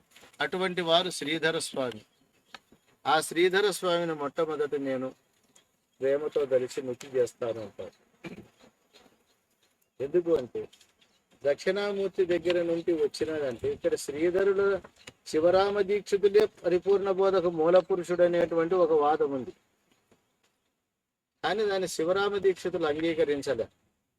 నా గురుదేవుడు ఏగో శ్రీధరుల కరుణ చేత ఎరిగి చెప్పినా నేను ఈ బోధ అన్నా. అందుకే కృష్ణప్రభుకు శ్రీధరులను కూడా తీసుకొని పరంపరలో కలిపి ఈ బోధకు మూల పురుషుల్లో వాళ్ళను కలిపి చెప్తా వస్తా ఉండాలి. ఎందుకంటే ఆనాడు ఉండేటువంటి శాస్త్రలోకాలకు భయపడకుండా ధీరోదాత్తంగా ఈ పరిపూర్ణ బోధన గడ్డకు తెచ్చినవాడు, వాదం చేసి ఇతరులతో జయించి ఈ పరిపూర్ణ బోధన నిలిపినటువంటి వాడు మనకు దక్షిణామూర్తి శివరామ దీక్షితులు. కానీ అటువంటి ఆయనకి అద్వైత బోధలు ఆరితేరి దేశంలో అనేక సిద్ధాంతాలతో వాదము చేసుకుంటా ఆదిశంకరుడు ఎట్టు దేశాటన చేసినాడో శివరామ దీక్షితులు కూడా ఆ రకంగానే దేశాటన చేస్తా పోయినాడు. ఎక్కడ చూసినా ఆయనకు బ్రహ్మరథం పట్టే వాళ్ళే. ఎటువంటి చక్కని బోధ ఈ ఆత్మబోధ, బ్రహ్మవేత్తలు పొందదగినటువంటిది. ఈ బ్రహ్మతత్వం పొందాలని తపస్సు చేసి బాధపడేటువంటి భక్తులందరికీ కూడా నువ్వు వరప్రసాదం లాంటి వాడివి, నువ్వు కల్పవృక్షము లాంటి వాడివి అని చెప్పి ఎక్కడ చూసినా వేనేళ్ల చేత ఈ దీక్షితుల వారిని పొగుడుతా వచ్చినాడు. అటువంటి వాడు పండరీపురం పోయి శ్రీధరులతో వాదానికి కూర్చున్నప్పుడు ఆయన ఇవన్నీ కూడా అడిగినాడు. ఏ దాన్ని ఈయన ప్రతిపాదిస్తూ వచ్చినాడో ఆ తత్వాన్ని మొత్తం పూర్వపక్షం చేసినాడు ఆయన. ఈయన ఉపనిషత్తులు, వేదాలు, పురాణాల్లోటివన్నీ అయితే చెప్తా వచ్చినాడో అవన్నీ శ్రీధరుల వారు పూర్వపక్షం చేస్తా వచ్చినాడు. ఎందుకు అనుభవంలో మాయగా ఉంటే శాస్త్రాన్ని పట్టుకుని బ్రహ్మమని ఎందుకు వాదిస్తావు నువ్వు? అంటే నీకు ధైర్యం లేదా, విజ్ఞానం లేదా? దీనికై మీరు ఎందుకు ఈ రకంగా చేస్తూ ఉంటారు అన్నప్పుడు ఆలోచన చేసినాడు. మేధావికి శుభ సమయం ఆసన్నమైతే ఒక్క మాటలోనే వాడు ముక్తుడైతాడు. మొద్దువానికి ఎన్నెన్నో చెప్పనేలే, వానికి పాత బుద్ధులు ఎన్ని ఉంటాయి కాబట్టి వాడు తెలియని రాడు. కానీ సరైనటువంటి విజ్ఞాని ఒకే మాటతోనే దాన్ని అర్థం చేసుకొని ముందుకు వస్తాడు. అట్లా మహా సూక్ష్మజ్ఞాని పండితుడు కాబట్టి దక్షిణామూర్తి లాంటి స్వయంభూ శక్తి కలిగినటువంటి మహానుభావులు కాబట్టి దీక్షితుల వారు వెంటనే శ్రీధరుల యొక్క మాటకు అంగీకరించి ఆయనకు శిష్యుడయ్యి ఈ పరిపూర్ణ బోధన అక్కడి నుండి వ్యాప్తి చేసుకుంటా వచ్చినారు. అందువల్ల ఈ బోధ నీవేమన్నా నిన్నామన్నా సందుగొందుల్లో ఆడ అల్పమైనటువంటి మనస్తత్వం కలిగిన వాళ్ళందరితో కూడి నువ్వు తయారు చేసినావు అంటారేమో కానీ ఇటువంటి మేధావులు ఉన్నారు దీని వెనక, మహానుభావులు అని చెప్పని అంటారు.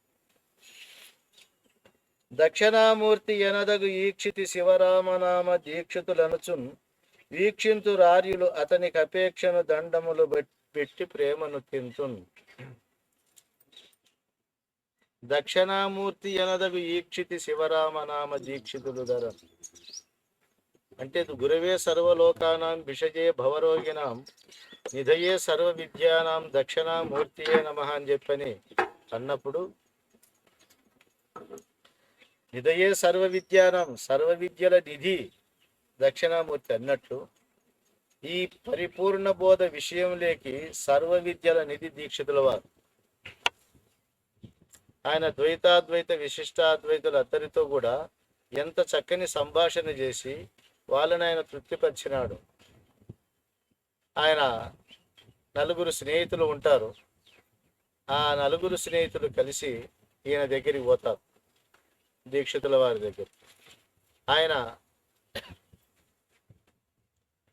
దేవుణ్ణి గురించి అనేక రకాలుగా వాళ్ళు ఇట్లా కాపాడరు అట్లా కాపాడరు అని చెప్పి అంటారు.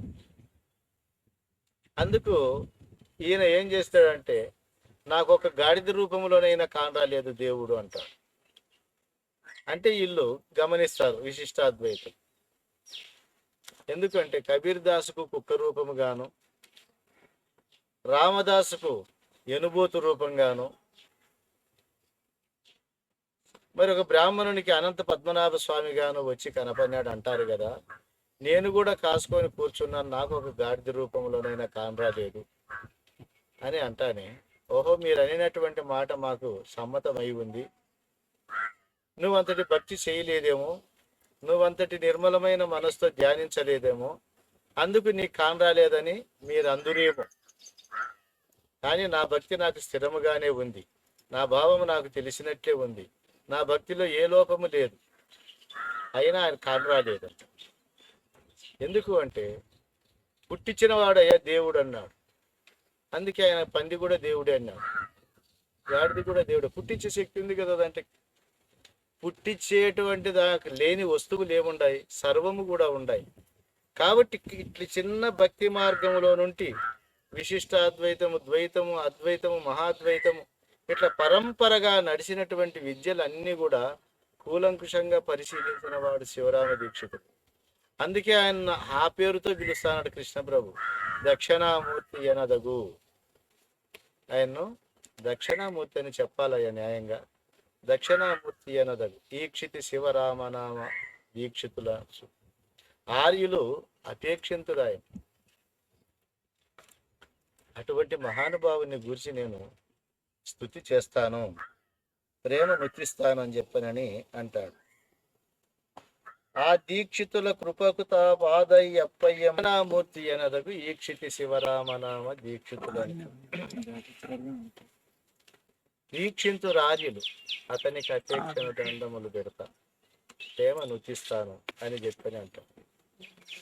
ఆర్యులైన బట్టి వాళ్ళు శిష్యులతో పూజలు అందేది, శిష్యులతో స్తుతింపులు, శిష్యులతో జై జయ ధ్వనాలు పెట్టించుకునేది పెద్ద పని కాదు, అది అంత తప్పదు. అది వాళ్ళు ఒకరిని చూసి ఒకరు పెడతానే ఉంటారు. ఆర్యుల చేత, గురువుల చేత పొందినటువంటి, మేధావులైనటువంటి గురువుల చేత స్తుతింపదగినటువంటి వాడు. అందుకే పండితారాధ్యులు, పండితుల చేత ఆరాధింపదగినటువంటి యొక్క వంశం కలిగినటువంటి వాడు అంటూ చెప్తూ, ఆ దీక్షితుల కృపకు తాపాదయ్యప్పయ్య మంత్రి పఠించెను ఈ మేదిని తద్బోధను అతని పాదములకు నదులొనర్చి ప్రార్థింతుమదిన్.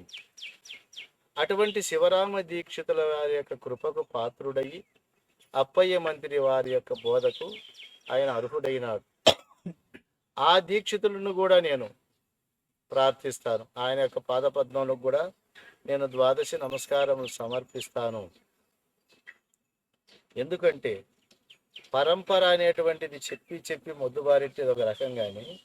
మొట్టమొదట ఎట్లా అంటే, ఒక్కసారి ఆ పరిపూర్ణ సూచన చేసి ఈ గురు పరంపరను చెప్పితే రుక్మిణీదేవి ఆనందపడుతుంది.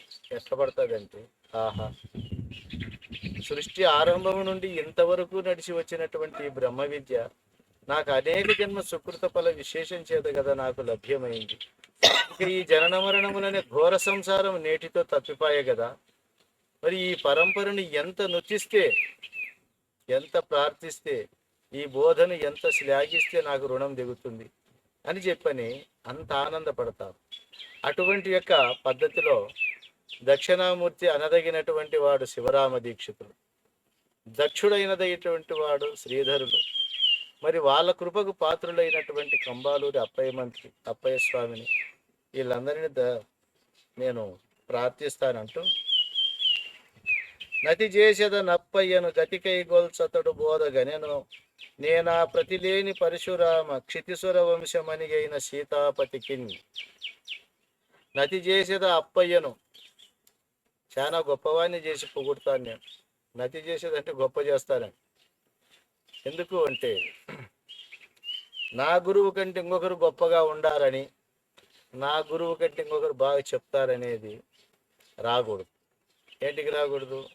ముందే అట్లా గురువుని చేరుకోవాలి. లేదంటే ఆ గురువుని అట్లా పెట్టుకొని నువ్వు ఎంత విద్యనైనా సాధించుకొని ఆ గురువుకి పేరు తేవాలి. అది ధర్మం. అందువల్ల ఆ రకంగా నతి చేసేదా గొప్పగా చేస్తా నేను అప్పయ్య మంత్రి. ఆయనకు సేవ చేసినటువంటి వాడు, ఆయన్ను కొలిసి ఇటువంటి నిజమైన సద్గతి పొందినటువంటి వాడు, ప్రతిలేనటువంటి వాడు, క్షితి సురవంశమని అయినటువంటి పరశురామ సీతారామస్వామి.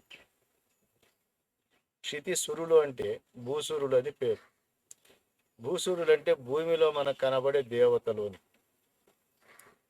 ఆ యొక్క బ్రాహ్మణ దేవతల్లో పుట్టినటువంటి గొప్పవాడు మనకు పరశురామ సీతారామస్వామి. ఆ సీతారామస్వామి నేను తలుస్తానంటాడు.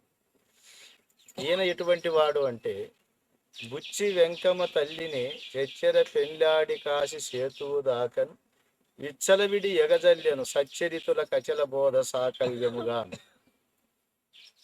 ఈ మహానుభావుడు భాగవత కృష్ణయ్య భద్రాచలం దేవాలయంలో కీర్తనలు పాడుకుంటా ఉంటే, ఇంత గొప్పవాడు ఇటువంటి చిన్న దాంట్లో ఉన్నాడని చెప్పాను. నాయన, నీకు నా భర్తయ్యకు సీతారామస్వామి అనుగ్రహం కలిగితే నీ జ్ఞానం పండుతాదిరా, నీ జన్మ తరిస్తుందని పిలిచకపోయినా.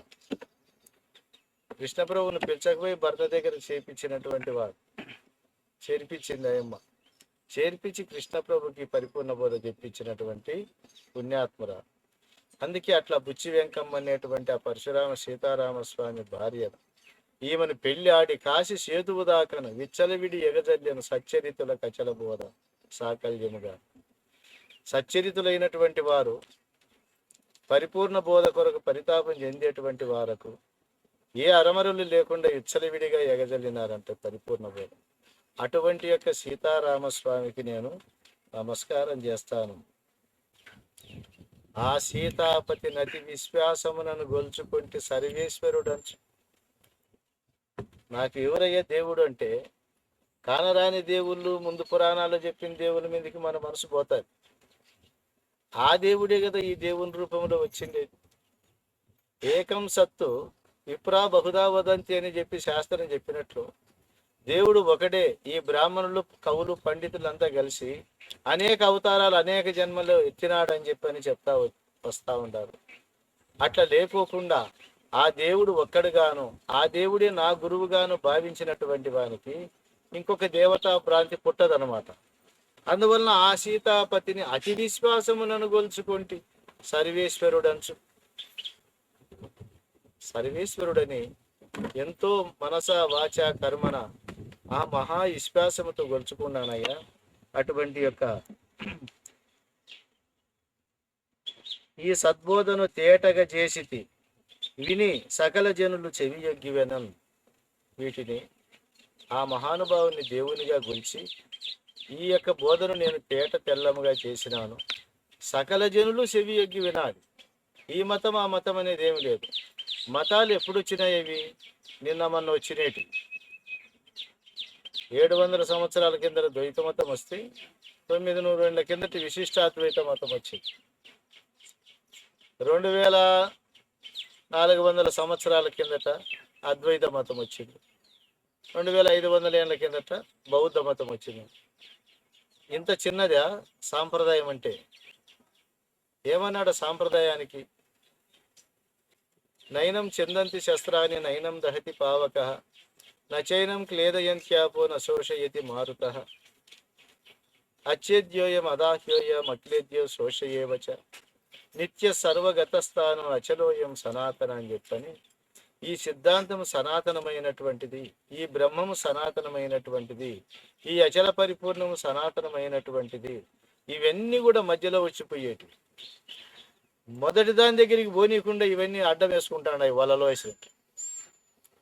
ఒకసారి రాజయ్య గారు అంటారు, స్వేచ్ఛగా మానవుడు జన్మం వచ్చిన నుండి వీడు పరిపూర్ణ బోధ చెందే వరకు ఏ అడ్డాలు లేకుండా పోవాలంటే న్యాయం అయితే.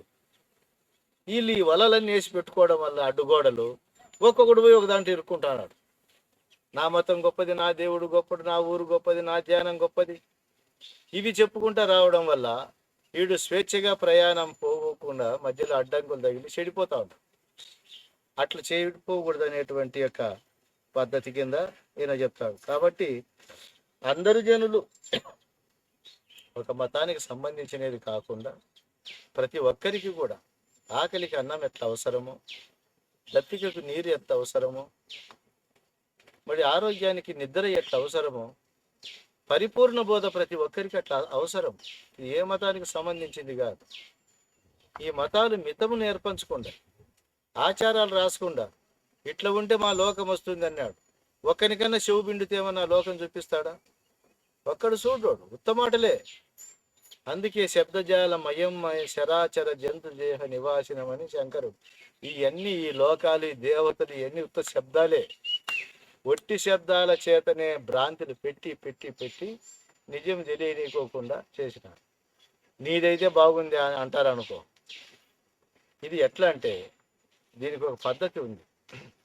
తాబేటి తలుపు చేతను తాబేలు పిల్లల క్షుధార్తి తలగుట తెలియను, తాబేటి గర్భమందున తాబేలై పుట్టకున్న తరమా ఇతరులకు.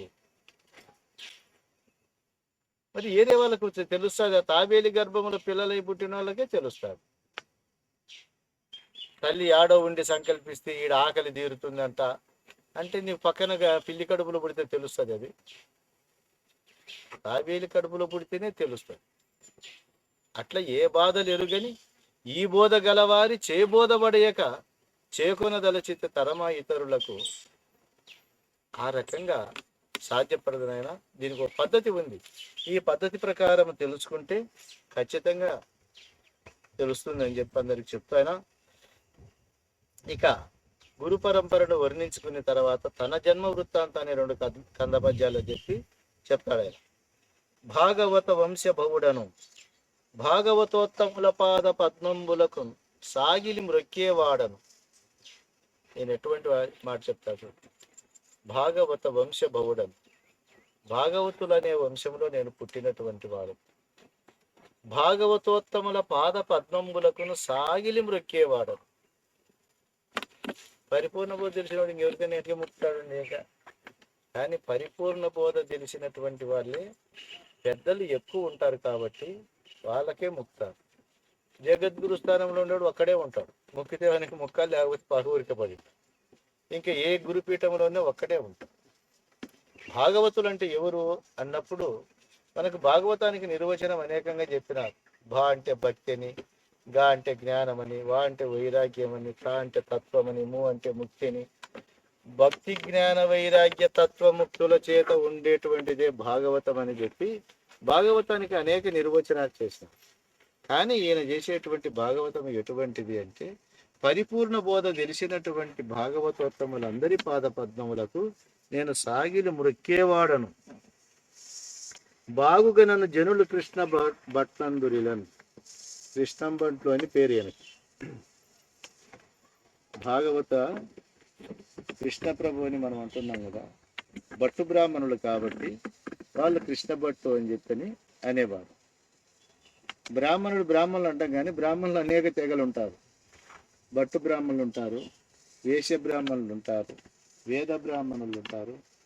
అంటే ఈ యొక్క వైదిక ధర్మాలు తెలిసినటువంటి వాళ్ళు స్మార్తులు ఉంటారు. ఈ పూజారితనం చేసేటువంటి వాళ్ళు, ఇన్ని రకాలుగా బ్రాహ్మణులు ఉంటారు. కానీ వాస్తవికంగా చూస్తే ఈయన భాగవత భట్టు బ్రాహ్మణులకు సంబంధించినటువంటి వారు. దారుని అత్రి అనసూయలు వీరేయని జనులు పొగడ వెలసిన వారలు, నారాయణ జానకియను వారిరువురు గన్న ఎట్టి వాడను సున్ని. మన సిద్ధాంతంలో భాగవతం అంటే అర్థం భాగవతం అంటే అర్థం కదా. మన సిద్ధాంతంలో బాగా అవుతామంటే ఎట్లా బాగా అవుతామంటే ఇంక అన్నిటికంటే బాగా అవుతాం భాగవతం అనేటువంటి దాన్ని. భాగవత వంశాన్ని పొగిడినాడు ఆయన. ఆ వంశాన్ని పొగుడుతూ భాగవత వంశ భవుడను భాగవతోత్తముల పాద పద్మములకు సాగిలి మ్రొక్కేవాడు. అంటే భక్తి అనేటువంటి మొలచాలంటే భాగవత ధర్మాలతోనే మొలచాలి. మిగతా ఆ భక్తికి అంత ప్రాధాన్యత ఉండదు. పారవశ్యం వస్తుంది. కాళ్ళకు గజ్జలు కట్టి ఆడేటువంటి వాడు ఆయన అన్నాడు కూడా, పాట పాడినాడు. గజ్జె తెచ్చి కడిచి కాలికి లజ్జ విడిచిపెడితే అని చెప్పి. భాగవతోత్తముల యొక్క లక్షణము అంటే మన పూర్వజన్మ సుకృత ఫల విశేషం చేత ప్యూర్ అయినటువంటి పరిపూర్ణ బోధ చిక్కింది కాబట్టి మనం సరిపోతాం. కానీ లేకపోతే ఆ తిప్పలు పడాల్సిందే. ఆడ రెండు, ఈ రెండు, కాశీ మఠంలో రెండు, రామేశ్వర మఠంలో రెండు ఎన్నుకుంటాం. ఎన్ని తిప్పలు పడాల్సి వచ్చినాం. కాబట్టి దారుని అనసూయ అత్రి మహాముని అంటే వీళ్ళేనేమో అని ఎందుకంటే పురాణాలు చరిత్రల కంటే భావాలే ఎక్కువ ఉంటాయి. అనసూయ, అత్రి మహర్షి వీళ్ళు ముగ్గురు లోకోత్తరమైనటువంటి పురుషులు. పరమ పతివ్రతల్లో మొట్టమొదటి అనసూయాదేవి. ఆ అనసూయ అనేటువంటి పద్ధతికి ఏమంటే అసూయ లేనటువంటిది అనసూయ. అత్రి అంటే స్త్రీ లేనివాడు అత్రి మహాముని. స్త్రీ అంటే ఏవి? ఇంక ఇవన్నీ గణేశుడు, దారేశున, పుత్రేశున, రజోగుణ, తమోగుణ, సత్వగుణాలు ఇవన్నీ లేనటువంటి వాడు. వీళ్ళ ఇద్దరికి అంటే నిజముగా ప్రకృతి పురుషులకి అత్రి మహాముని అంటే సాక్షాత్ పరమాత్మ, అనసూయ అంటే సాక్షాత్ పరమాత్మ అంటే మూలమాయ. వీళ్ళకి ఎటువంటి వాళ్ళు పుట్టినారో చూడు. చంద్రుడు ఒక కొడుకు, దుర్వాసుడు ఒక కొడుకు, దత్తాత్రేయుడు ఒక కొడుకు. చంద్రుడు రజోగుణానికి ప్రతీక, కోరికలన్నీ పుట్టి లోకాన్ని అంతా ఉద్రేకపరిచేటువంటి వాడు. దుర్వాసుడు తమో గుణానికి ప్రతీక, ఆయన మహాకోటి, విపరీతమైనటువంటి శాపాలు పెట్టేటువంటి వాడు. దత్తాత్రేయుడు మహామేధావి, సత్వగుణ సంపన్నుడు, బ్రహ్మజ్ఞాని, పూర్తి ఆత్మతత్వాన్ని అనుభవించినటువంటి వాడు. అందువలన ఆ చరిత్ర పురుషులను తన తల్లిదండ్రులుగా దారుని, అత్రి, అనసూయలు వీరేయని జనులు పొగడినవారు. నారాయణ, జానకి అనేటువంటి వారు ఇద్దరు కన్నటువంటి వాడను నేను అని చెప్పి తన లక్షణాన్ని, జన్మ వృత్తాంతాన్ని చెప్తున్నాడు. ఆ నేను నచ్చినాడను ఈ నిజ కందముల గ్రంథం ఎప్పుడు, దీనిని వీణులు విని కన్నుల గనిరే నట్టి జనంబు బల్కునే నేననుచును. నాయనా, వాళ్ళిద్దరూ కన్నటువంటి వాడను నేను, నేను అనర్చినానయ్యా ఈ నిజ కందములను. ఈ కందముల యొక్క నిజార్థమును వీణులు బాగా విని కన్నులతో దీన్ని బాగా చూస్తే అటువంటి వాడు పలుకునే నేనని, వాడు నేనని పలుకుతాడా? ఎందుకు అంటే ఆ నేనుకుండే ఉపద్రవాలన్నీ ఎట్లా పోయినాయో ఆ రహస్యాలన్నీ తెలిసినవాడు కాబట్టి అటువంటి వాడు పలుకునే నేనను. అంటే వాడు ఈ గ్రంథం విని నిజముగా చదివితే అటువంటి వానికి అహంకారం ఏ పట్టున నిలవదు అని ఆయన తన యొక్క భావాన్ని తెలుపుతూ, చిల్లర బోధలనన్నిటి నొల్లదు నిజబోధ తెలిసి ఒప్పెటివారు కొల్లని అందుకు నేనవి వల్లక ఈ బోధ ఎందే వర్తిస్తి సుమి అంటారు. చిల్లర బోధలనన్ని నొల్లరు నిజబోధ తెలిసి ఒప్పెటివారు. ఇప్పుడు చిల్లర బోధలు అంటే అప్పుడు చెప్పుకున్నా ఇన్ని రకాలుగా ఉన్నాయి. అందుకే దేవుడు అనే దానికి మీరు ఎట్లా నిర్వచనం చేస్తున్నారంటే కృష్ణ ప్రభువు మతాల లక్షణంలో చెప్తాడు. దేవతలు అనేటువంటి దానికి ఎట్లా మతముల వారలు తమ సమ్మతమైనటువంటి శాస్త్ర మర్యాదలచే మితమేరుపరుచుకొని బహుగతులను కలహింతుడు. అట్టి గతి నీకేమిటికి, చపలత చెందే స్థితి నీకేమిటికి, ప్రతిలేని ఈ బట్ట బయలుండ జూచి సంతతము లేనెరుక లేదని నమ్ము. ఇది మతము వారుడు ఎంత దేవుడు అంత గొప్ప జగద్గురువు అన్న కానీ ఒక మితం ఏర్పంచినాడు. అందుకే సకల మత సరిహద్దులను దాటేటువంటికి పరిపూర్ణ బోధ కావాలి. అందుకే వీరాచార్యం సకల మత సరిహద్దులను దాట పరిపూర్ణ బోధ ఇది తందాన అంటాడు. అన్ని మతాల యొక్క సరిహద్దులు బాగా తెలుస్తాయి. జీవునికింత ప్రమాణం కల్పించింది ద్వైత మతం, దేవునికింత ప్రమాణం కల్పించింది విశిష్టాద్వైత మతం, ఆత్మకింత ప్రమాణం కల్పించింది అద్వైత మతం. ఇంకా మిగతావన్నీ చిల్లర మతాలు ఇంకా సాధ్యం లేనటువంటి. అందుకే ఆయన ఈ మాట చెప్తాన్నాడు, చిల్లర బోధలనన్నిటి నొల్లరు నిజబోధ తెలిసి ఎప్పిటివాడు. నిజబోధ తెలిసినటువంటి వాడు ఈ చిల్లర బోధలన్నీ ఒప్పదు. పొల్లని అందుకే నేనవి వల్లక ఈ బోధ ఏంది వర్తిస్తుంది. అవి అబద్ధమని చెప్పి తెలుసుకుని నేను ఈ బోధ లోపలని వచ్చినాను ఆయన. అట్లా నిజబోధ కోసం ఎన్నో కష్టాలు పడి ఎన్నో గ్రంథ జలదులను చిన్నగా మదించి చూస్తే ఎన్నో గ్రంథ జలదులు సన్నవి కాదు గ్రంథాలంటే, గ్రంథ జలములు అన్నారు. గ్రంథాలంటే సముద్రం లాంటివంటి అన్ని. అంత గొప్పదాంటిని మదించి చూస్తే తేలినటువంటి సారమయ్యా ఇది. ఈ బోధ తెలిసినటువంటి వాడు ఏంటి గొప్పతాడు? సారామృతము తాగిన వానికి క్షీరామృతం ఒక లెక్క. అది తాగాలని కోరిక పుడతాడు. ఆ రకంగా ఎప్పుడైతే ఉన్నతమైనటువంటి స్థితిని పొందుతాడో వాడు ఎప్పుడు చిల్లర దాంటకు రాడు. అందుకే నేను అందరికీ చెప్తాం, వాళ్ళకి అర్థం కాని దోషం చేత ఈ బోధ మంచిగా లేదంటారు, కానీ వాళ్ళు అర్థం చేసుకునేటువంటి జ్ఞానం వస్తే అన్ని చిల్లర బోధలు అయిపోతాయి.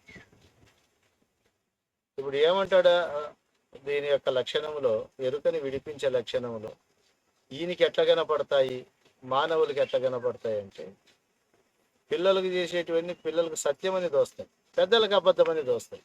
ఇది వాస్తవం కదా. పిల్లలు తాటాకులతో పిల్లల గావించి పెండ్లి పేరంటంబులు పొల్లలుగా చేయ వారల తల్లులు గని సత్యమనసు దలచేరమదిని నిన్ను నీ విట్లు దలచరా మదిని. నిన్ను నీ విట్లు దలచరా అంటే అర్థమేమి? నీవు గురుబోధ తెలిసినవాడు, నువ్వు పెద్దతనం లేకి చేరినవాడు. ఈ కళ్ళ సంసారము గని మానవులు సంతసిల్లగా గురుమంత్ర సిద్ధులు నిజమని దలచేరమదిని. ఈ కళ్ళ సంసారం గని ఈ సీతారామ కళ్యాణము, పార్వతీ పరమేశ్వర కళ్యాణం ఏం చేసుకుంటా అంటారు కదా. ఎన్నడో పోయిన వాళ్ళకి ఇప్పుడు ఎందుకు ఈ కళ్యాణం అంటే ఎవరైనా అంటారా? అవుతారా? ఆగరు. కాబట్టి అవన్నీ ఎట్లా కనపడతాయంటే, పిల్లలు చేసే ఆటలు పెద్దలకి ఎంత చిన్నగా కనపడతాయో, ఈ కళ్ళ సంసారం కానీ సంతసిల్లి ఎన్ని నిజం అవి నిజమని ఆరాటపడి చేస్తా ఉండేటువంటి వీళ్ళ చేష్టలు చూస్తే గురుమంత్ర సిద్ధులకి అట్లా కనపడతాయి. అందుకు చిల్లర బోధలని ఎందుకంటానంటే అట్లా కనపడుతున్నాయని. బోధ తెలిసినటువంటి పెద్దలకు అట్లా కనబడతాయని చెప్పని అంటారు. గురు శిష్యుల మాటల వలె పరిపూర్ణపు బోధకంద పద్య పనితిచే విరచిస్తి వినుడి ముందర జరిగే ముచ్చట్లు మీకు సఖ్యంబైనన్. నైనా నేను ఇంక ఈ బోధను ప్రారంభం చేసి చెప్తాను. గురు శిష్యుల మాటల వలె ఒక పరితాపం చెందినటువంటి శిష్యుడు ఒక నిజము తెలిపేటువంటి గురువు దగ్గరికి వచ్చి అడిగితే వానికి బోధక్రమాన్ని ఎట్లా చెప్పినాడో ఆ పద్ధతిని గురు శిష్యుల మాటల వలె ఉండేటట్లుగా, వాళ్ళ యొక్క ప్రశ్నోత్తరాలుగా ఎట్లా అర్థాలు చెప్పినారో ఆ యొక్క పద్ధతినంతా నేను కందపద్యముల చేత మీకు వినిపిస్తానప్ప. సహ్యమైతే వినండి, అసహ్యమైతే మానండి. కాబట్టి సహ్యమైనటువంటి వాళ్ళని గురించి, ఈ బోధ కోసమే పరితాపం చెంది ఈ బోధలోనే జీవితం గడిపేటువంటి యొక్క మహాత్ముల గురించి వాళ్ళని వినమని చెప్పి అంటారు. ఎందుకు అంటే, మీరు ఏమో అల్పబుద్ధి చేత పండిత జ్ఞానము లేకుండా, పూర్ణ జ్ఞాన అనుభవం లేకోకుండా చెప్పినాడని అనుకుంటారేమో మీరు. అట్లా పండితహీనమైన బోధ కాదు ఇది. ఎందుకంటే సకల నిగమాగమాది ప్రకర మహానారికేల ఫలసారము తీసి ఒక గ్రంథము చేస్తే లౌకిక జనులు ఒకవేళ కొన్న కీడు దొలంగును. సకల నిగమాగమాది, నిగమములంటే ఏవి? వేదములోని. ఆగమములంటే ఆగమ శాస్త్రాలు, ఈ దేవస్థానాలు కట్టడం, ధ్వజస్తంభాలు కట్టడం, విగ్రహ ప్రతిష్టలు చేయడం, యజ్ఞయాగాదులు చేయడము, వ్రతాలు క్రతువులు చేయించడం, ఇవన్నీ ఆగమ శాస్త్ర ధర్మాలు. బలి ఇవ్వడం, బలులు పెట్టి ఊరికి శాంతి చేకూర్చడం, ఇవన్నీ ఆగమ శాస్త్ర ధర్మాల్లో ఉంటాయి. ఇట్లా సకల నిగమాగమ ప్రకర మహానారికేల ఫలసారము తీసి ఒక గ్రంథం చేసినది. మహానారికేల ఫలసారం అంటారు. అంటే ఇది నారికేల ఫలం అంటే అన్నిటికంటే కష్టతరమైనది, అన్నిటికంటే రుచికరమైనది. కదిలి ఫలం అనే ఒక పాకం ఉంది, అంటే అరటిపండు పాకం. ద్రాక్ష పాకం ఒకటి ఉంది, నారికేల పాకం ఒకటి ఉంది. వేదాంతంలో ఈ 3 పాకాలు ఉంటాయండి. అరటిపండు పాకం ఎట్లుంటుంది? కదిలి పండు పాకం అంటే పండు చేతికిస్తే తోలు ఒలుచుకొని తొక్క పారేసి పండు తినేటువంటిది. అంటే కష్టం ఎక్కువ ఉండదు, తినేకి చాలా సులువుగా ఉంటుంది. ఇంకా ద్రాక్ష ఇస్తే వాడు తోలు కూడా తీసేసి ఇస్తానే నోట్లో వేసుకోవచ్చు. దీనికి కూడా కష్టం ఎక్కువ ఉండదు. ఇది ద్రాక్ష పాకం. మనం ఇంకా నారికేల పాకం ఉంది, దానికి పీసు అంతా పీకాల, టెంక పగలగొట్టాల, ఇంకా తర్వాత నోట్లో వేసుకోవాలి. ఎంత నములుతా అంటే అంత రుచి. ఇది గబక్కిన అరటి పండు అట్లా ద్రాక్ష అట్లా మింగేకి పనికిరాదు, నములుతా ఉండాల. నములుతా ఉంటే రుచిని ఇస్తూ ఉంటుంది. అటువంటి పాకాన్ని చేసిన నాయన ఇది నారికేల ఫలసారము తీసి ఒక గ్రంథము చేస్తే. ఎందుకు చేస్తే లౌకిక జనులు ఒకవేళ కొన్న కీడు గొలంగం. లౌకికం బాగా అనుభవించని, రాజ్యాలు ఏలని, మంచి మంచి సేద్యం చేయని, బ్రహ్మాండమైనటువంటి కోటీశ్వరుడు జమీందారు కానీ రాజు కానీ ఇవన్నీ అనుభవించి నాకు ఎప్పుడన్నా కానీ ఒకడు వస్తాడు ఇటు ఈ వేదాంత మార్గానికి. అవన్నీ అలిసిపోయి ఇంకా నాకు వద్దప్ప ఇవి, ఇంక దీనికి నేను భరించలేను, అంత శక్తి నా దగ్గర లేదని వస్తాడు. అప్పుడు వాళ్ళ కష్టాలు దొరికి చేసినారంటాడు. ఎంత ముందు చూపో చూడు. ఎవడింటాడు లేవయ్యా, ఎవడు చూస్తాడు? వేదాంతం ఎరుగ్గా పెట్టిందంటే ఆయన చేస్తాడా? మనకి ఇప్పుడు కోపం వచ్చినప్పుడల్లా అంటాం అన్నమాట. ఎవరు వింటారప్ప, ఎవరికి కాబట్టింది? ఇప్పుడు టీవీలో లౌకికం ఎక్కువైపోయింది. లౌకికం ఎన్నాళ్ళు ఉన్నా కూడా ఒకప్పుడు దాన్ని ఇడిచిపెడతాడు. చేత కాదు, వాళ్ళ శక్తులు ఉండవు. అప్పుడు వస్తాడయ్యా, వచ్చినప్పటికన్నా కావాలి కదా, అందువల్ల వడ్డించిన ఇస్తరలాగా నేను తయారు చేసి పెడతాను. అందుకు సకల నిగమాగమా ప్రకర మహానారికేల ఫలసారము తీసి ఒక గ్రంథము చేస్తే లౌకిక జనులు ఒకవేళ కొన్న కీడు గొలంగను అని చెప్పి ఈ రకంగా ఆ యొక్క పద్ధతిని అంతా తెలియజేస్తా వస్తాడు.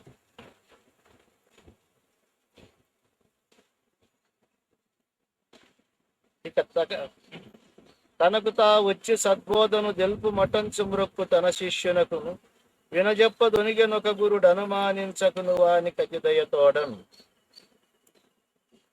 ఇక తనకు తా వచ్చి సద్బోధను తెలుపు మటంచు ఒక ఆయన మొక్కినాడంట శిష్యుడు. అంటే ఈ మాటకు తనకు తానే వచ్చినాడంటే ఎవరు చెప్పకనే వచ్చినాడంట, ఎవరికి చేయకనే వచ్చినాడంట, సొంత బుద్ధితో వచ్చినాడంట, ఇట్లా పదాలన్నీ వస్తాయి. కానీ పరిపూర్ణ బోధ వినేదానికి తనకు తాను రావాలంటే ఇక్కడ ఆత్మబోధ బాగా తెలిసిండాలి.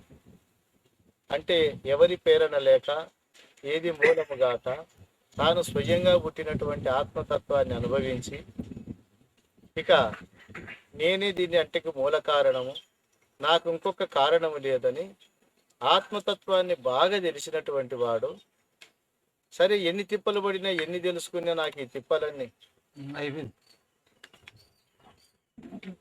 జై సద్గురు ప్రభు మహారాజు జై.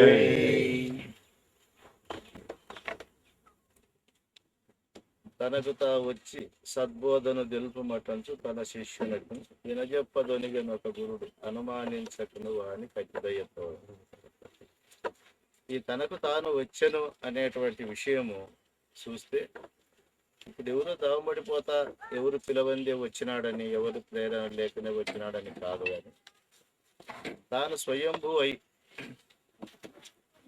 పరమార్థములో ఉండేటువంటి యొక్క క్రమ పద్ధతులన్నీ తెలుసుకుంటా వచ్చి తాను ఆత్మస్వరూపుడు అయిన తర్వాత ఆత్మయందునే ఈ యొక్క ప్రపంచం అంతా జనన మరణాలు కనపడుతుంటాయి. కాబట్టి ఆత్మని మూల పదార్థం ఉన్నంత వరకు ఈ జనన మరణ ప్రపంచం తొలగిపోదనే విషయం తెలుసుకున్నవాడు, ఆ ఆత్మని విడిచే విధానము తెలియకుండా ఉండేటువంటి యొక్క శిష్యుడు పరిపూర్ణ గురువు దగ్గరికి వచ్చి సద్బోధను తెలుపమన్నాడు. సరే, పరిపూర్ణ బోధ కూడా ఎవరికి తెలపాలి, ఎవరు దీనికి అర్హుడు అని బాగా ఆలోచన చేస్తే, పులిపాలు పట్టాలంటే బంగారు పాత్ర కావాలని, లేక నాగస్వరం ఊపితే పడిగి ఇప్పి ఆడేదానికి నాగుబామే కావాలి కానీ ఇంకా మిగతా పాములు పనికిరావు అన్నట్లు, ఈ పరిపూర్ణ బోధ వినేక అధికారి ఎవరు అన్నప్పుడు, ఇదిగో ఇట్లా సాధన సంపదను పొంది పరమాత్మ స్వరూపాన్ని తెలుసుకొని సద్గురువుల దగ్గరికి చేరినటువంటి వాడే దీనికి అధికారి. అందుకే ఆయనకు అనుమానించక చెప్తాడాడంట. శిష్యుని గురుడు అనుమానిస్తాడు. ఎందుకు అనుమానిస్తాడంటే వీడు చంచల స్వభావం కలిగిన వాడు, అనేక శాస్త్రవాసనల చేత, మత భ్రాంతుల చేత, దేవతా భ్రాంతుల చేత ఉండే స్వభావం ఉంది. వీడు పరిపూర్ణ బోధ వింటాడా, లాస్ట్ వరకు ఉంటాడా, మధ్యలో ఇడిచిపెడతాడా, ఈయనకి చెప్పవచ్చునా చెప్పకూడదా, చెప్పితే వెనకటికి ఏమైనా ఇబ్బంది అవుతుందేమో అని ఇటువంటి అనుమానాలు గురువుకు వస్తాయి. అందువల్ల అనుమానము లేకోకుండా చెప్పుతున్నాడు గురువు అంటే ఆ శిష్యుని మీద పూర్తి నమ్మకం కుదరాలి. అందుకే అనుమానం చెయ్యకీయడను అంటాడు. అయ్యా, ఎంతో మంది శిష్యులను చూసింటారు, చపల చిత్తులై చలన మార్గంలో పోయి మీకు ఇబ్బంది కలిగించింటారు, మనస్తాపం కలిగించింటారు. నేను అటువంటి వాడిని కాదు, పరితాపంతో వచ్చినటువంటి వాడిని. నాకు పూర్ణబోధ చెప్పాలి మీరు, నన్ను అనుమానం చేయొద్దు స్వామి మీరు అని అడిగేటువంటి స్వభావం కలిగిన శిష్యుడు వచ్చి అడగాలి. ఆయనకు చెప్పదడిగాను ఈ గురువు గారు అనుమానం మనసులో పెట్టుకోకుండా, పరమ పురుషుడును లేనిది ఎరుకయ్యగలదు, అలసి లేని ఎరుకను విడుమన్సు తన శిష్యునకు గురుడు తెలియజేసిన. మనకు చర్చించాలు ఉంటాయి. పరమార్థం విచారించాలంటే ఏమిటిది, దేవుడు ఎటువంటి వాడు, దేవుణ్ణి తెలియడం ఎలాగు, నేను ఎటువంటి వాణ్ణి, మాయ ఎటువంటిది, దీన్ని విడిచే విధానం ఏమి, ఇవి మాత్రమే శిష్యుడు అడగాలి. రాముడు ఎవరికి పుట్టినాడు, కృష్ణుడు ఎవరికి పుట్టినాడు, ఈ కథలు కాదు. ఆ కథలతో మనకు ప్రయోజనం ఉండదు. నిజముగా విచారించి చూస్తే ఈ జగత్తు ఎట్లా పుడతా ఉంది, ఈ జగత్తులో నేను ఎవరు, ఎక్కడి నుండి వచ్చినాను, నేను ఎక్కడికి పోతా ఉండాను, మరి రాకపోకలు ఎలాగైతే నాకు ఉండవు అనే విచారాన్ని చేసేటువంటి వాడే సత్శిష్యుడు. అందుకే ఈయనకు ఆ మాట చెప్తున్నాడు. ఎరిగించిన శిష్యుడు గురువుని మ్రొక్కి రొంటి వర్తనలు అడిగినాడు. ఎప్పుడైతే గురువు గారినైనా ఇదిగో ఇది పరమార్థము, పరమ పురుషుడును లేనిది ఎరుకై గలదు, అరసి లేని ఎరుకను విడుమంచి దిగించినాడు. కానీ శిష్యుడికి ఈ రెండు అంటే కూడా తెలియదు. ఆయనకి ఇంతకుముందు వినినటువంటి భావాలు ఏదే ఉంటాయి. చిదాభాసుడని, సాభాస అంతఃకరణమని, జీవుడని, ఈశ్వరుడని, జీవేశ్వరుల ఐక్యమని, ఆత్మని, బ్రహ్మమని, ఆత్మ బ్రహ్మల ఏకత్వమని, మాయని, అవిద్యని, మాయా అవిద్య ఉపాధి రహితమని ఈ మాటలు విన్నాడే గాని ఇప్పుడు ఈ ఎరుక అనేటువంటి విషయము, పరమ పురుషుడైనటువంటి దేవుడనే విషయము ఆయన ఎంతవరకు వినలేదు. అందువలన ఆ వినినటువంటి విషయాన్ని ఈయన అడుగుతా ఉన్నాడు, ప్రశ్న చేస్తానే గురువు గారికి. పరమ పురుషుడన ఎవ్వరు, ఎరుక ఎట్టిది తెలిపియు, అవల ఎరుకను విడిచే తెరివెట్టిదో, ఇన్నియు నా కెరిగించు మటంచు బలక నిట్టనే గురుడు. స్వామి, పరమ పురుషుడన ఎవరు, ఎరుక ఎట్టిది. ఎందుకు అంటే ఈ ఎరుకను గురించి చెప్పినటువంటి ధర్మాలు అష్టావకర గీత కానీ, భగవద్గీత కానీ, ఉత్తర గీత కానీ, ఉపనిషత్తులు కానీ ఈ ఎరుకను ప్రతిపాదించేదానికి వాళ్ళు నానా తంటాలు పడ్డారు. అనేక ఉపమాన ఉపమేయాలన్నీ చెప్తా వచ్చినారు. మరి ఇప్పుడు ఈయన చెప్పేటువంటి విషయం ఎట్లా అని బాగా ఆలోచన చేస్తే గురువు గారు చెప్తాడు దీని గురించి. శిష్యుడు ప్రశ్నించడం కూడా దాన్ని న్యాయముగా శిష్యుడు ప్రశ్నల చేత సంతృప్తి పొందక, ఈ ప్రశ్నలు ఎట్లనైనా కానీ గురువుతో తెలుసుకొని సంతోషాన్ని పొందాలనే కోరిక బలమైనటువంటి వాడే వచ్చి ప్రశ్నించాలి. ఇప్పుడు కృష్ణుని అడిగినాడు అర్జునుడు, కార్పణ్య దోషోపహత స్వభావ ఉచ్చామిత్వాం ధర్మ సమ్మూఢ చేతాః యచ్రేయస్యా నిశ్చితం బ్రూహి తన్మే శిష్యస్తేహం శాదిమాన్ త్వాం ప్రపన్నమని. ఎవరిని అడిగినాడు? కృష్ణ పరమాత్మను. కార్పణ్య దోషోపహత స్వభావ, కృపణత్వం అనే దోషము చేత నా స్వభావం చిన్న భిన్నమైంది. ధర్మమేదో అధర్మమేదో నిర్ణయించుకునే స్థితి నా మనస్సుకు లేదు. ప్రకంపనలు పుడతా ఉన్నాయి హృదయంలో. కాబట్టి దీనికి సరైన మార్గం చెప్పండి స్వామి అని తన భయాన్ని చెప్పుకొని తన అనుభవాన్ని చెప్పుకొని గురువు గారిని అడిగేటువంటి భావం ఉంది. అట్లనే గురుగీతల యందున దేవుడు అంటే ఎవరయ్యా, మీరు కూడా నమస్కారం చేస్తాండారే, ఈ సృష్టి అంతా మీకు నమస్కారం చేస్తా అంటే మీరు నమస్కారం చేస్తాండారు, మీ చేత నమస్కరింపబడి ఆ దేవుడు ఎవరు, ఆ దేవుణ్ణి ఎట్లా చూడాలి, ఎట్లా పొందాలి, ఈ రకంగా ప్రశ్నలు చేసేది. మరి భాగవతంలో దేవుని నిర్ణయము అనేక రకాలుగా చేసినాడు. ఇన్ని రకాలుగా చేసినటువంటి ఈ దేవుణ్ణి విన్నటువంటి ఈ శిష్యుడు పరమ పురుషుడంటే ఎరుకంటే ఈ రెంటిని ఎరిగిన తర్వాత ఎరుకని విడిచే విధానం అంటూ సందేహం వచ్చింది ఆయనకు. అందువలన గురువు గారు చెప్పిన మాటని ఆధారంగా చేసుకొని ఆ సందేహాన్ని ఎలిబుచ్చినాడు ఆయన. నే పెద్దలచే విన్నది, నీపై దయబుట్టి చెప్పనే భూనితి, నీకా పద్ధతినంతయు విని ఏ పద్ధతి ఆశపడకు, ఇది విడువకుమే. నాయన, నేను పెద్దలచే విన్నది, నేను స్వయం శక్తిగా చెప్పినటువంటిది కాదు, నేను పెద్దలతో విన్నాను. సాంప్రదాయ గురు పరంపరగా వచ్చినటువంటి నిజమైన ధర్మం ఇది. నీపై దయబుట్టి చెప్పబూనిది, నేను ఎట్లయితే విన్నానో అటువంటి సులక్షణాలు నీ యందు కనబడుతున్నాయి కాబట్టి నీ యందు దయబుట్టి నేను చెప్తా ఉన్నాను. విని ఇక ఏ పద్ధతికి ఆశపడవు, ఇక ఏ పద్ధతికి కూడా నువ్వు ఆశపడవద్దు, ఇది విడువకుమే. ఎందుకంటే శ్రేయోకాములైనటువంటి పెద్దలు శిష్యుల యొక్క మనోభావాన్ని భవిష్యత్తు కాలంలో చపలచిత్తులై ఏమైనా మార్పు చెందుతారనేటువంటి ఉద్దేశం చేత ముందు జాగ్రత్త చర్యగా చెప్పే మాటలు ఇవి. ఇది విడువకుమే, దీన్ని ఎప్పుడు కూడా విడవరాదు. దీవించి ఇస్తి నేని సేవించిన సేవ మెచ్చి చిత్తములోను భావించు మెప్పుడు గానము భావించిది ముఖ్య మనసు పావనశీల అని వెనకల చెప్పబోతాడు. అంటే ఎప్పుడు కూడా దీన్ని విడవకుండా ఉండాల్సినటువంటి ధర్మం అనేది. అందువలన నీపై దయబుట్ట చెప్ప నీ భూనితిని. ఎందుకు అంటే చెప్పే విధానం కూడా 2 రకాలు 3 రకాలు ఉంటాయి.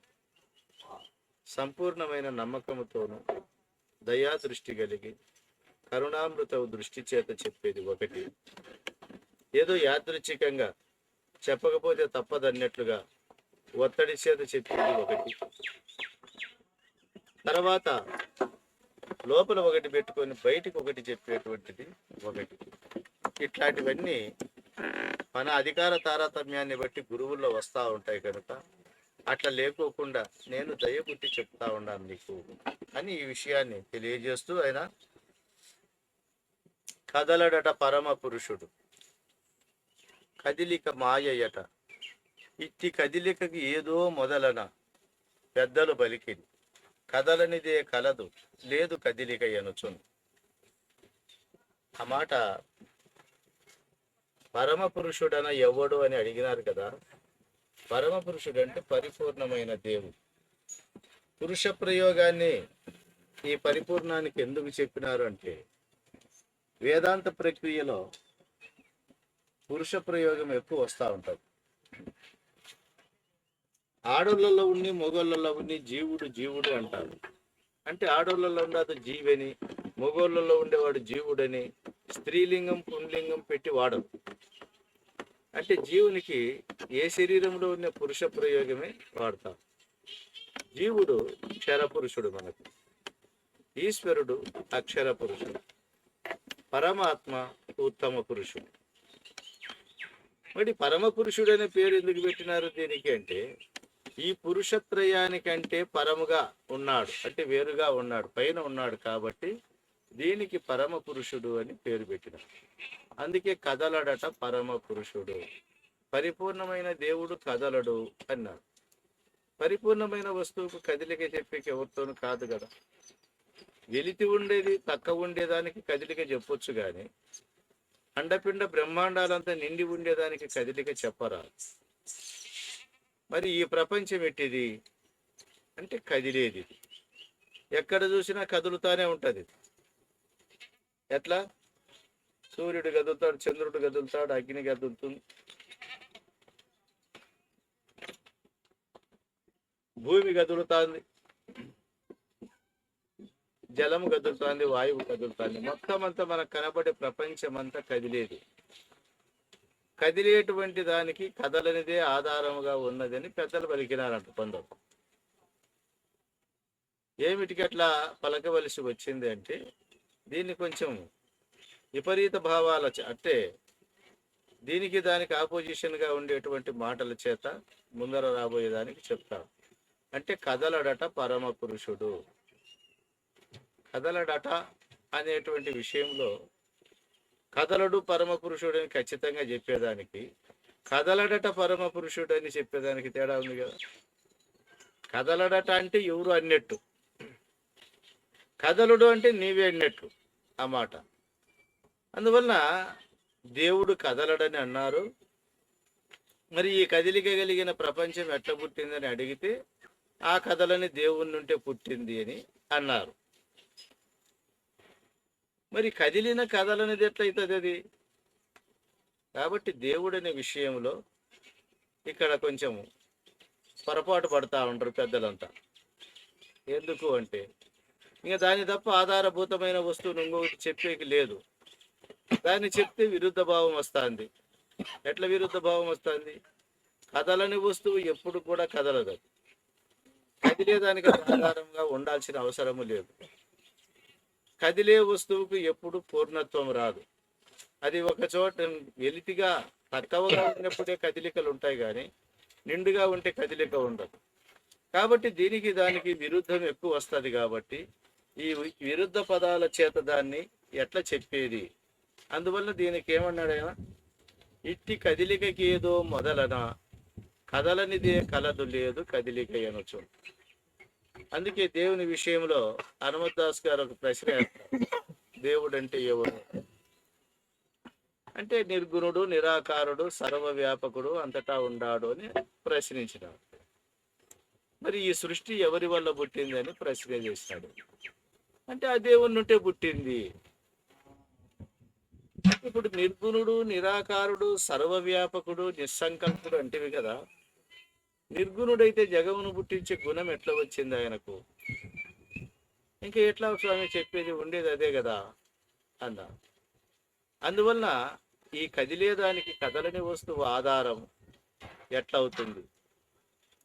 ఈ కదిలేది కదలనిది ఎట్లా ఉంటుంది అంటే,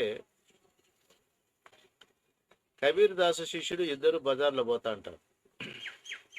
ఒక ఆయన జొన్నలు ఇసురుతా ఉంటుంది, ఇసుర్రాయి పెట్టి. అరే శిష్య, ఎట్లున్నా సుర్రాయి ఇసుర్రాయి అని. ఏం స్వామి ఇసుర్రాయి బాగానే తిరుగుతుంది అని. అంటే కిందిది కూడా తిరుగుతుంది ఏమరా అని. కింది తిరగలేస్తాను. పెయింది తిరుగుతుంది అంటే కిందిది ఆధారంగా ఉండాలప్ప. అందువల్ల ఇది కదలనేది ఒకటి, ఇది కదిలేది ఒకటి అని చెప్పారు. అంటే ఈ కదిలి కదలని దాని మధ్యలో వేస్తాంటే జొన్నలన్నీ ఏమవుతాయి? పిండి అయిపోతాయి. మరి ఆ గుంజన అనుకోని ఉండేటి ఏం చేస్తాడు రాని? అవి నలిగిపోలేస్తాయి, బాగానే ఉన్నాయి. అంటే ఆయన వేదాంతం అంటే ఎక్కడో గ్రంథాల్లో ఎతుకులాడుకొని చెప్పేది కాదు. వాళ్ళ కంటికి ఏది కనపడితే దాన్ని వేదాంతంగా మార్చి చెప్తారు. అప్పుడు ఏం చేసినాడు చూడప్ప, ఆ గుంజన ఆనుకుని ఉండేటి ఎట్లయితే పిండి కాకోకుండా ఉన్నాయో, అట్లా ఈ ప్రపంచంలో కదిలేటువంటి పంచభూతాలు కదలనటువంటి పరమాత్మకు మధ్యలో ఉండేటువంటి నాశనం అయిపోతాండాయి. కానీ ఆ పరమాత్మని గుంజక అనుకుని ఉండేవాడు చచ్చిపోడు.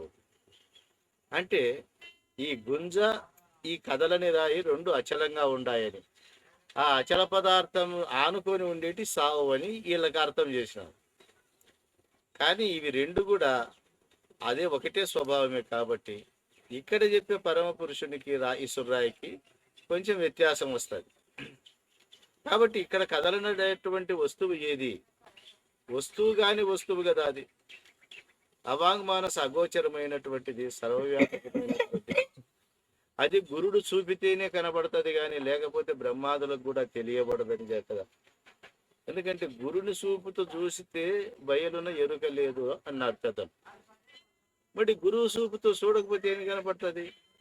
అంతా మనకు ప్రపంచమే కనపడుతుంది. అంతా ప్రపంచమే కనపడేవానికి ఇది కనపరావాలంటే మహా కష్టం. అందువలన ఈయన ఈ పరమ పురుషుడు అనేటువంటి వాడు ఇట్లా ఉంటాడు. అందుకు కదలనటువంటి పరమ పురుషునికి కదిలికైనటువంటి మాయకు ఏదో మొదలని అడిగితే ఆ కదలనిదే అని కలదని కొందరు, లేదని కొందరు, తర్వాత కదలనిదే కలదు, లేదు కదిలిక అనొచ్చు. కదలనటువంటి పరిపూర్ణమే ఉన్నది, కదిలికైనటువంటి మాయ లేనే లేదని కొందరు చెప్పినారు ఈ రకంగా. కాబట్టి ఈ మాటలు ఎట్లున్నాయంటే, పురుగు ఉక్కు స్తంభమును గొరికినదనినా, వీతి హోతృగుని మింగే చెదులు ధరననినా, హరిని మాయాసతి శ్రీకాకుగా ఎనర్చినదనినా, ఇవి ఎనదగునే. ఎట్లంటే అసంభవమైన పదాలు. పురుగు పోయి ఉక్కు స్తంభాన్ని కొరుకుతుందా? పరకదు. అగ్నిని చెదులు పట్టి మింగుతుందా? అది మింగలేదు.